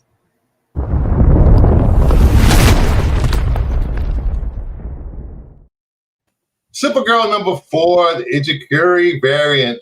I love Shrieky the Cat. I like the art midriff better.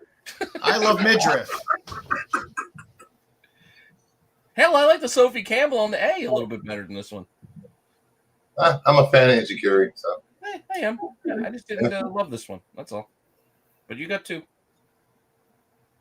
2 DCs. I can't tell. I can't tell just from this art term. It's the same. The art germ's better.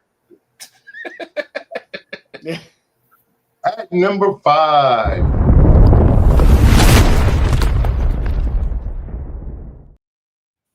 Bring on the bad guy, Green Goblin, number 1, the second print, the 1 in 25, Bermejo Incentive.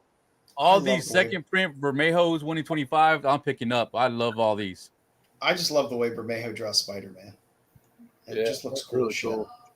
Pete has that look like, why is his I'm not hair? sure if this is coming out this week or not. That's why.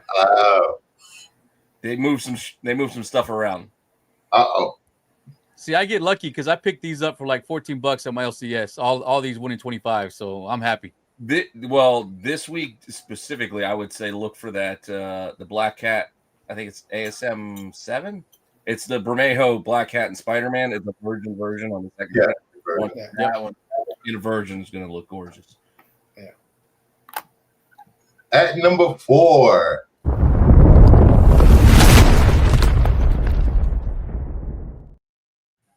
Magic, number 8, the 1 in 100, J. Scott Campbell Incentive. There is a trade dress for this, but I like the Virgin better. I hate all of these. I love J. Scott Campbell. I do.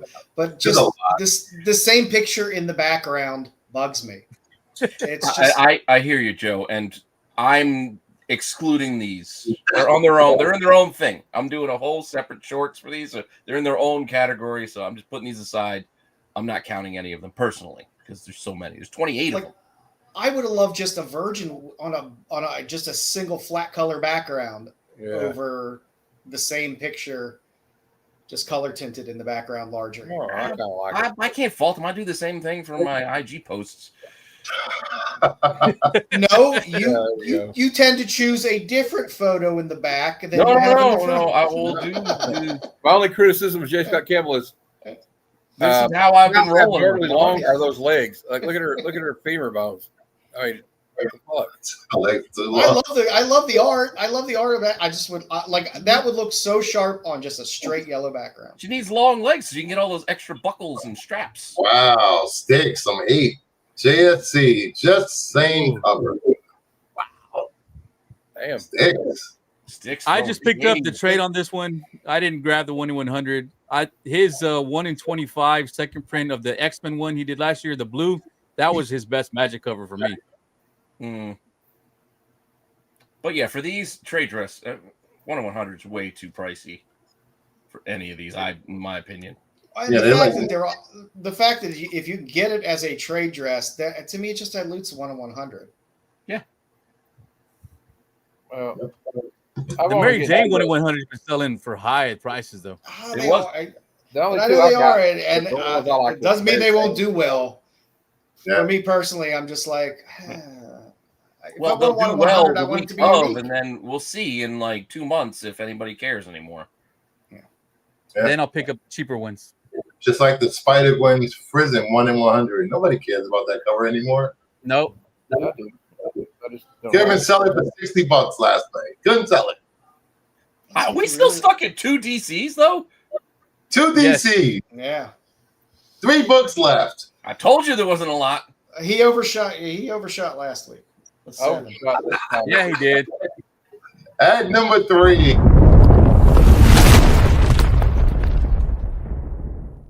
We have Fantastic Four number 2, the 1 in 50 Besh. I like that. This is gorgeous. Yeah, that's nice.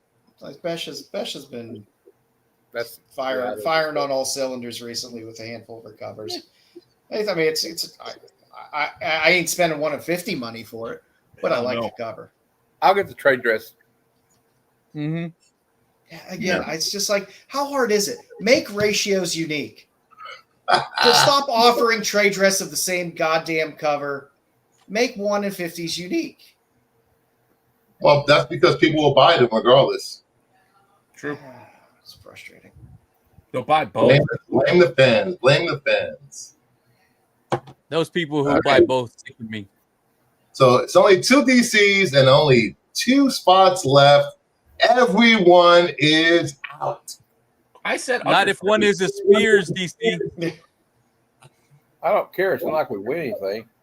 I do like to be right. Damn you, Matt. It's just for self-satisfaction. Yeah, I like to be right. It's still kind of is a little bit. At number 2.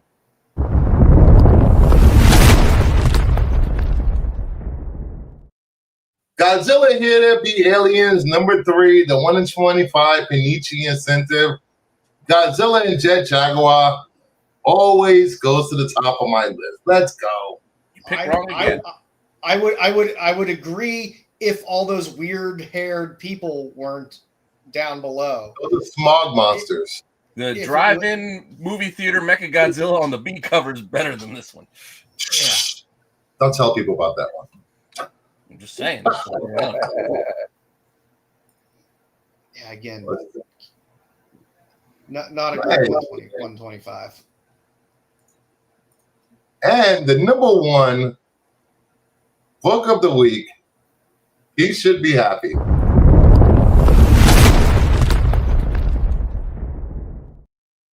Giant Size X-Men number 2, the 1 in 50 Talavera incentive. Only 2 DCs, two DCs this week on the list. No, that's how you do it. This is a gorgeous cover. Yeah. Talavera's just killing it lately. Yep. Get out of here with Ultraman. It's not Ultraman. Talavera. I thought it was Ultraman at first too. You too.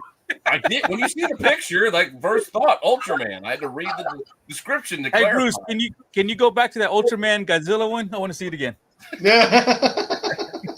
No. Poor Jet. Yeah, Talavera, man. Anything he puts out, I'm pretty much picking it up. His stuff is great.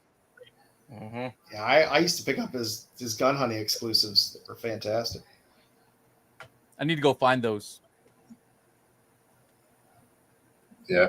Yeah, that's a good Magic cover. I would take We're that spoiled over. these days. There's a few artists just killing it lately.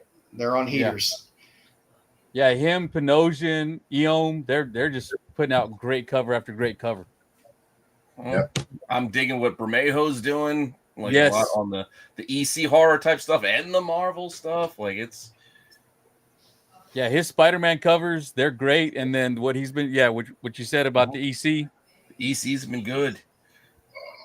Jim Lee has been disappointing, and I love Jim Lee, but those Hush covers have left a lot to be desired. We're not talking about Hush. Even though I'm enjoying the series, Hush 2, Jim Lee's art is wasted. I hate to say it, but I think Jim Lee's lost his fastball. It happens. I mean, he's an executive now. He hasn't been practicing. Yeah. Puppeteer Lee's been slipping in some hot covers too. Mm. Jay, there was supposed to be a DCKO last week on TAC. Didn't happen, but it's a pretty much a battle royale on Earth to get a device to beat Darkseid with all the heroes. And it's a money grab from DC Comics. Hey. Nice. These Like the do Ultimate no wrong. Nullifier? The Ultimate Nullifier. I think it's called the Heart of Apocalypse. Wait, they're still referencing the other side. I didn't like the Eon Chun-Li, something wrong with the leg part. You're welcome, Jay. And that leads us into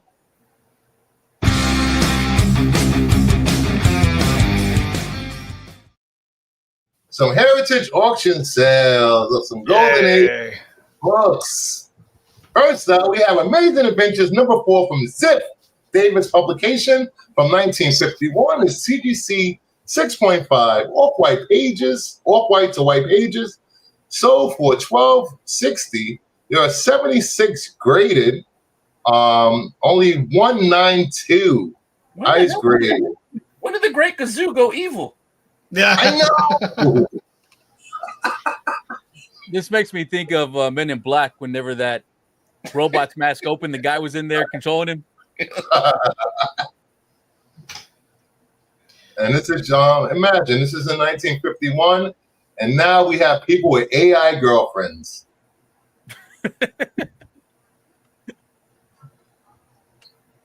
It's not cheating. She's not real. very solid pulp cover.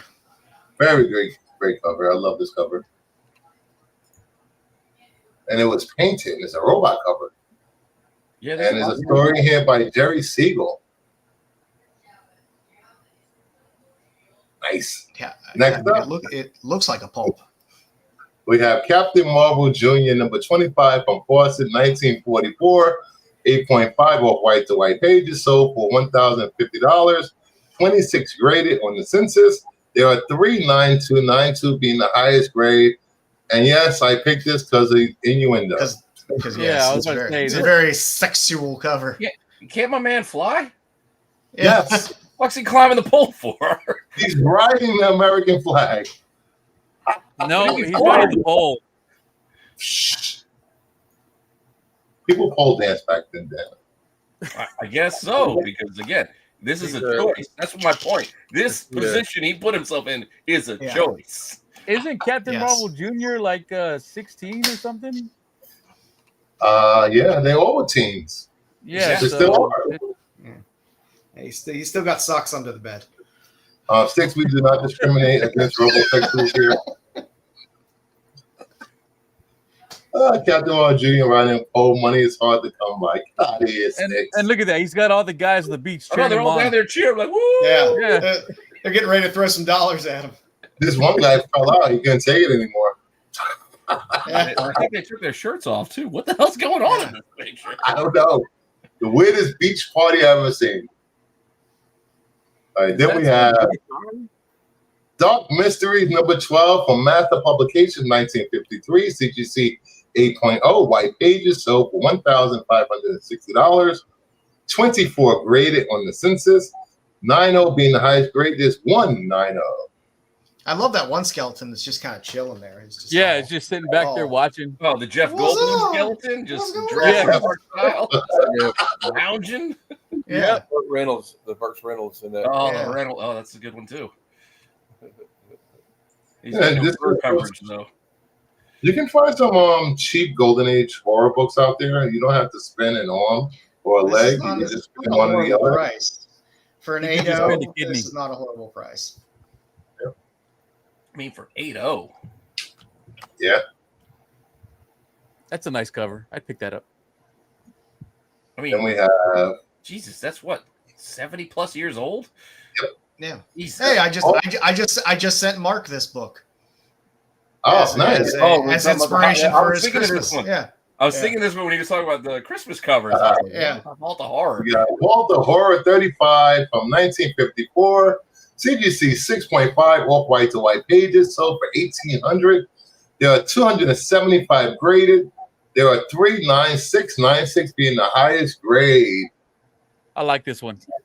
Yeah, I mean it's EC. EC is always gonna be valuable. There's just the EC collectors will buy anything. They love it. But he's really going for decapitation in one swing. Like he's got that thing cocked all the way back. I think he might want a divorce. He gave her own casket for Christmas. Is that Johnny Craig? Is that Johnny Craig cover? It's Graham Ingalls and Johnny Craig cover. Wait, no, the Johnny Craig cover. Sorry. Yeah, the white circle. White circle. The judge of the picture, I think he wants more than a divorce. He wants the insurance money. Yes, EC he does. EC is in its own category for pre-code horror in terms of. He at least was considerate enough to get her a casket. And he's not just going to bury her. He put a fucking bow on it, man. He was like, "Come on, man, I'm trying." It's like a new Toyota. Yeah. Look out the window. That ain't a Lexus. Nope. Then we have Weird Fantasy Annual #1 from 1952. CGC 5.0 off white pages. Sold for $1,860. 77 graded. There are 3 9.2s, 9.2 being the highest grade. I love sci-fi covers. I love this cover. This is a great cover. And this contains Weird Fantasy #10, Weird Fantasy 13, Weird Science #6, Weird Science #10, and a full page ad for Mad #1. Also an easy Bubble. title. Bubble helmets. Yep. An Alpha Even LC though cover as well. It looks like her hair came out of her helmet. It does look like that at first. Yeah. Just let it go. Then we have Weird Tales of the Future #8 from Aragon Publications, 1953, a CGC 5.0, white pages. Sold for $2,220. 81 graded on the census. 8.5 is the highest grade, and there's 1 graded in that grade. It's also a very recognizable pre-code. It's recognizable, but it's always looks silly to me. It does look silly. Is that but his it heart? is. Yeah. Yeah. Okay. Yeah, I remember talking about the years ago with Ben C and John Z when they were doing Vintage Voyage, and they brought this one up. I'm like, Yeah. what the hell's with this dude? I'm like, this is the size of his head. But that's the way it is with these pre-code horror books. There's ones that just get stuck in your head and they I was become recognizable. I knew nothing of pre-code horror. I was just like the bystander along for the ride, looking at the covers with them, going, the hell? Yeah. Hey, look. there's some Sometimes weird- when people lose a lot of weight, their head just stays big. That's what happens. Yeah, I don't remember Christian Bale's head being that big in The Mechanic, but my man lost a lot of weight. He did lose a lot. I actually saw that movie in the theater. Wait, you left your house? Yes. Well, The Mechanic was in what 2005, 4. Yeah, something. It was early 2000s. It was a while ago. But yeah, this one always just weird. I was like, what is with this dude? He's on the Ozempic. He's trying to get in line with everybody else walking down the street. Yeah. Trying to catch up. He was a heavy opium smoker back then. Yeah. And that leads us into the final segment of the show.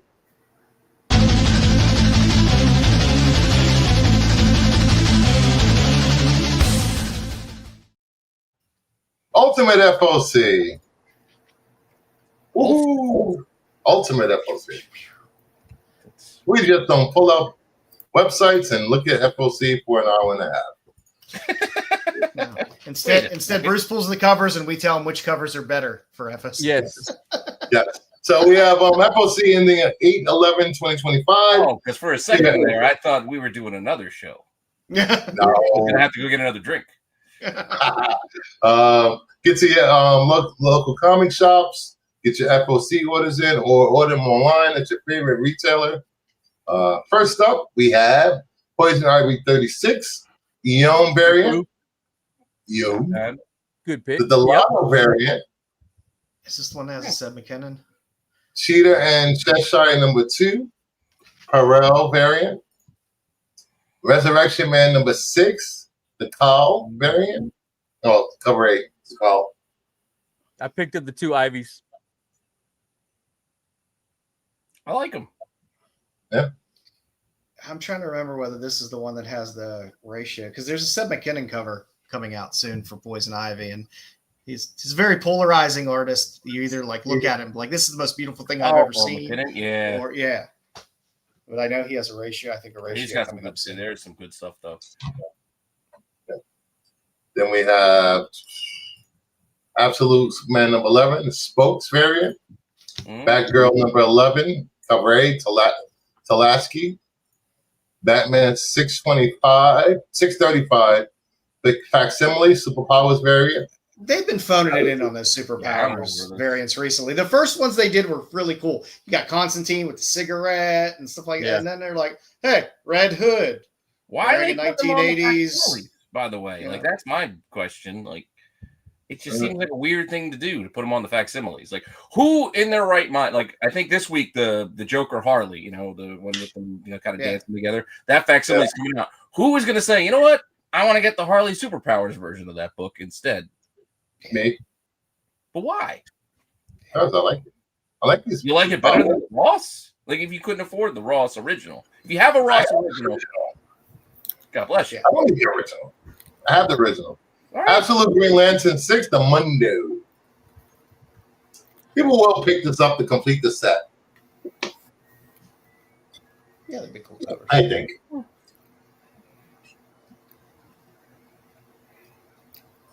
Then we have JLA, Godzilla vs. Kong, Segovia variant. Godzilla, ain't that son of a bitch tired?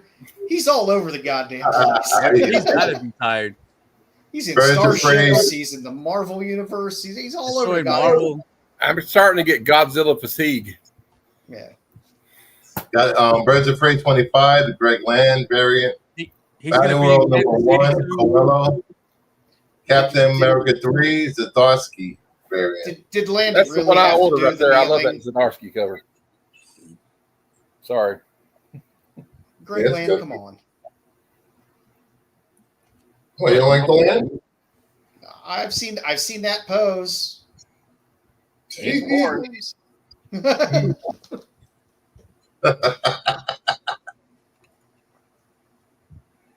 All right, then we have Eddie Brock Carnage number 8, 1 in 25. What Pete in the Wood. shit Oh, is that? that's absolutely stupid. I know, that's why it's here. Then we have One World on the Doom number 7 and 1 in 25. That was Caselli. Peter Griffin's penis car from Family Guy. Like, Yeah. how? Oh. Remember the one you were driving? Like, Yeah. Red Hulk number 8, the 1 in 25. Puppeteer Lee.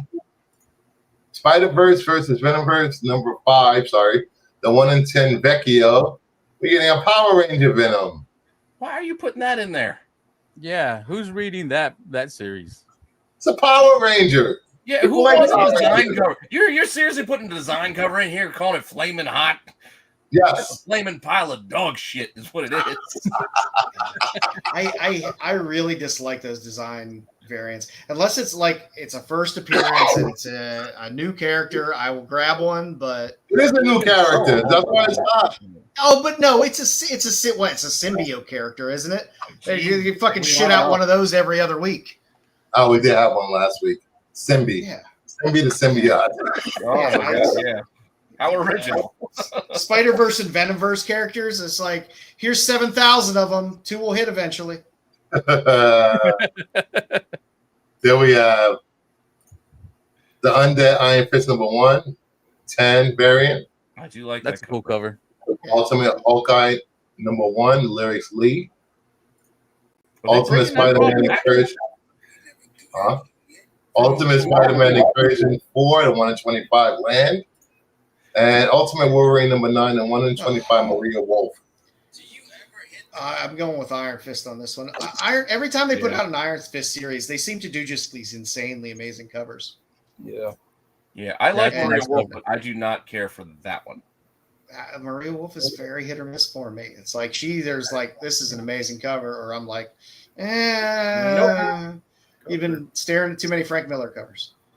To me, it's usually not her character; it's the backgrounds that she does such great work Yeah. Hmm. The Women of Marvel Magic one has a great background. Then we have Salmon Twitch number 17, the Phyla variant. Cruel Universe number 2, the 1 in 10. Montez Incentive. Toxic Crusader number 1, the 1 in 5. Retroware. Sabrina Teenage number one, the Carlo variant. There's a couple variants on that Sabrina. Well, isn't that Yeah. just interior paint? Yes. And it's a facsimile of Sabrina 1. It's worth it to pick up some DeCarlo stuff though. It's like buying a coverless copy as the cover. I like it. Then we have Thundercats Lost number 6, the Hedrick variant. Oh, Thundercats Power Girls number 3, Sowie. G.I. Joe 320, the 1 in 10 Portella. They Yep. did that already. Blade Runner Black Lotus #1, the Ballinger. That Portella is such a it's fucking Snake Eyes. Do Hey, better. but they just did it. Yeah, he was on the other side of the cover. Well, you got to keep up the set with all the ones they've been doing. Well, he Yeah, but started the set. only I mean, you're already all repeats. Yeah, but only a few of them are good. The Storm Shadow one is good. The Scarlet one is good. Yeah, the First- Scarlet one was really good. The The first original Snake Eyes Eyes one was Yeah. good, but we've already Yeah. did this. The Roadblock one was not good. He's got a different gun in this one. There's people who never bought it the first time, so now they get to get it. It's fair. But the first one's not that expensive. Like, it's still under $20, I think, for the 1 in 10, which I know that's double ratio, but it's not out of pocket. Yeah, true. I sold my Scarlet one right out of the gate for 40. I was like, that's good enough. I'll take it. I just didn't want to be on a repeat already. Give us a beachhead. Well, no, I think they did a beachhead already. They did a beach, did they? Maybe. There's still plenty of characters we can get through. And Could have then done we Jinx. have They give me a Jinx. That would have been nice. Ah, Ooh, yeah. Jinx. Then we have Everything Dead and Dying #1. Cover A. Adlard variant, the 1 in 10 Hickson incentive, and the 1 in 25 Tractor incentive. You went all out with Zombie. this. Yep. Got to get that zombie milk. Ew. You never let your loved one go. Keep them as a pet. I love the A cover on it. The A Hey, cover's that's great. what Sean did in Shaun of the Dead. Yeah. Yeah. You got red Kept on you. playing in the shed. Yep. I'll probably throw it in like I do most indie first issues and grab the A cover. Cheap. That A cover is pretty nice though. It's an image book, so you know it's going to be inexpensive. It's a cover A, which is what normally is what people look for anyway. If the book gets optioned or whatever, people just gravitate toward the A cover. The fourth cover is like the sequel to what was that story when Farnsworth rode his tractor to go see his dying brother? Simple Story. Remember the Lynch movie? Oh yeah, the David Lynch movie. Yeah. It's like the sequel to that. Like his brother died, now he's taking him Yeah. home. Story, right? Okay. Then we have Adventures of Superman Book of L #1. Cover A. Mora variant. Raza variant. And the 1 in 25 Olivetti. I like the raw though one. Like 90% of Superman covers, they're all boring. I I know like It's it's always the doing water. the same shit. 90%. Hey, that was very different. Very different. the logo. But he's flying, forming the logo. Which don't make no Oh, sense. Yeah. There's a lot of tight turns. Was it? They have contrails now? What's going on? I do like that Raza a lot. Superman's putting out chemtrails. The Ross is nice, but I like the Ben Oliver, was in the DCKO. The Ben Oliver Yeah. cover of Superman is the best Superman cover I've seen in a long time. And that concludes FOC. Hey, I got somebody here who wants to say hello to you guys.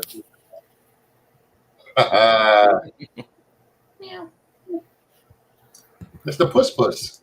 Yeah. His name's Tommy, but I call him Thomas Magnum. Yeah. Speaking of that, I think on one of the National Enquirers or whatever, when I was checking out the supermarket, they had a picture of current Tom Selleck. It was very sad. No. I know he's selling his gun collection, Joe, so it might be bad Are they off. not still making Blue Bloods? I don't like. He looked pretty rough. No. Looked like he put on a few lbs. They're doing a spin-off. It's called Boston Blue. Boston Blue? With whatever guy that is from the show. We need a Runaway sequel. That's what we need. We'll get Gene Simmons back. Oh, Oh, you like sushi? I love that movie. I knew Joe would get it. Oh yes. that was a great movie. That was with the bullet that followed around corners. Yep. Such a Little great robot spiders. little creepy. That gave me thing. nightmares as a kid when he got all shot up at the end with the acid spiders thing, and I always bugged the shit out of me. That's good That was stuff. such a good movie. So, with that, thank you everyone for hanging out for the last 2 hours. Thank you, Mark, for hopping in, hanging around, and Pete's buzzer didn't work. It worked fine. Yeah. The host just I called it on time. I hit the button. I said it Operator error. before you hit the buzzer. Hey, Joe, Operator error. It's all right. It's all right. Oh, look at that. It was rigged, Pete. He just wanted Mark to win, so he'd have to come back. That's fair. I get it. I have no idea what you're talking about. What's that, Matt? I got this from my friend Aaron. He got it from Heroes for Heroes. Oh, I don't know the signature though. I have no idea what that is. Well, Paul it's Ron Lim Giamatti. originally, obviously, but yeah, this Sig. Thank you, Cosmic. Thank you, Cosmic, for claiming stuff last night. Yes, thank you. Oh, look at that. That is awesome. Yeah, that's nice. And I got a green one. Oh, look at that. I like the yellow one. Yeah, I do too.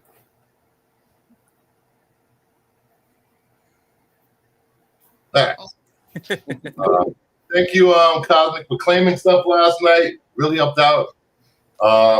Tomorrow night, 9 p.m. Eastern on Kingdom of Nerds, the Red Shirt Show. We will be covering episode 5 of Strange New Worlds and the original Star Trek The Motion Picture, which was a lot. It took me a lot of patience to get through that movie. A lot of effort to get through that movie. Try not to talk too much about the father from Seventh Heaven. It couldn't have been more effort than I had to put through watching Plan 9. I didn't know that was him until this weekend. Hey, At least Plan 9. At least Plan 9 has some. At least you didn't have to funny watch stuff in Plan it. 9. Sorry, Oh, I want to delay. At least you didn't have to watch Plan 9 for Outer Space today for a review tomorrow. What's wrong with that? that's a fun movie. People go to watch that movie like specifically at theaters. Just watch the Mystery Theater 3000 version. I'm still waiting for Pete to dip his toe into War of the Worlds. Oh my Turkeys god! don't even like to watch the motion picture. Oh, did you do it? Did you watch it, Pete? Not yet. But I saw some God. clips. I'm like, what? Yeah, I wasn't wrong. I made Jedi watch it, and Jedi was like, "Oh man." Well, even that, I think that bit that I sent you guys, where the guy was like a tutorial on how to order something on Amazon. It's like, let me order a thumb drive right now. It Click. Yeah, it was something. It was something. Oh boy. Yeah. Yeah, and Ice Cube is the government operative here.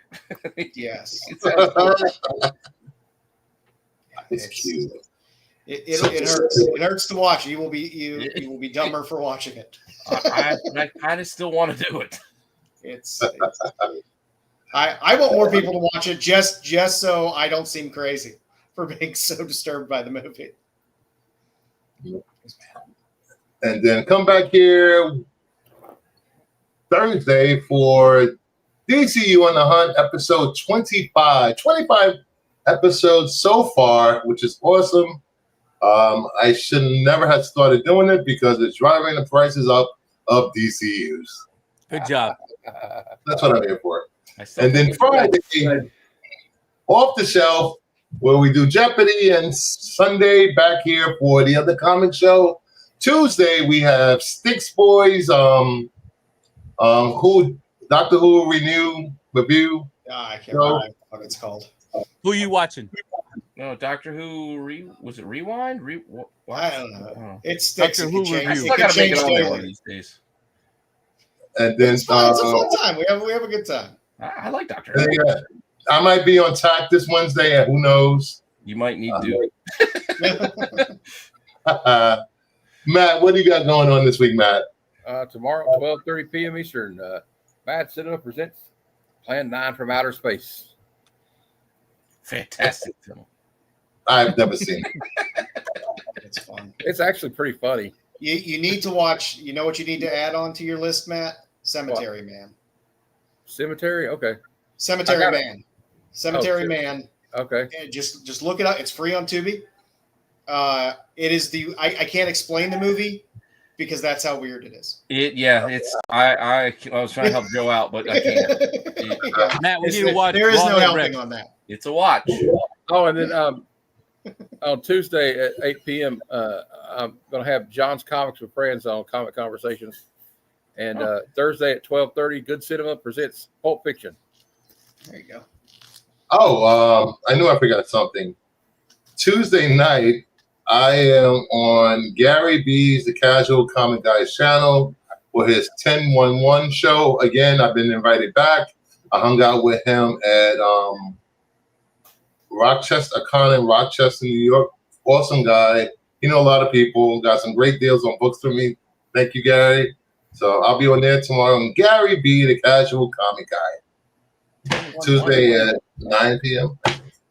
Nice. Networking here. Oh yeah, and I'll be on Mon Comics at 9 p.m. on the 23rd of August. Nice.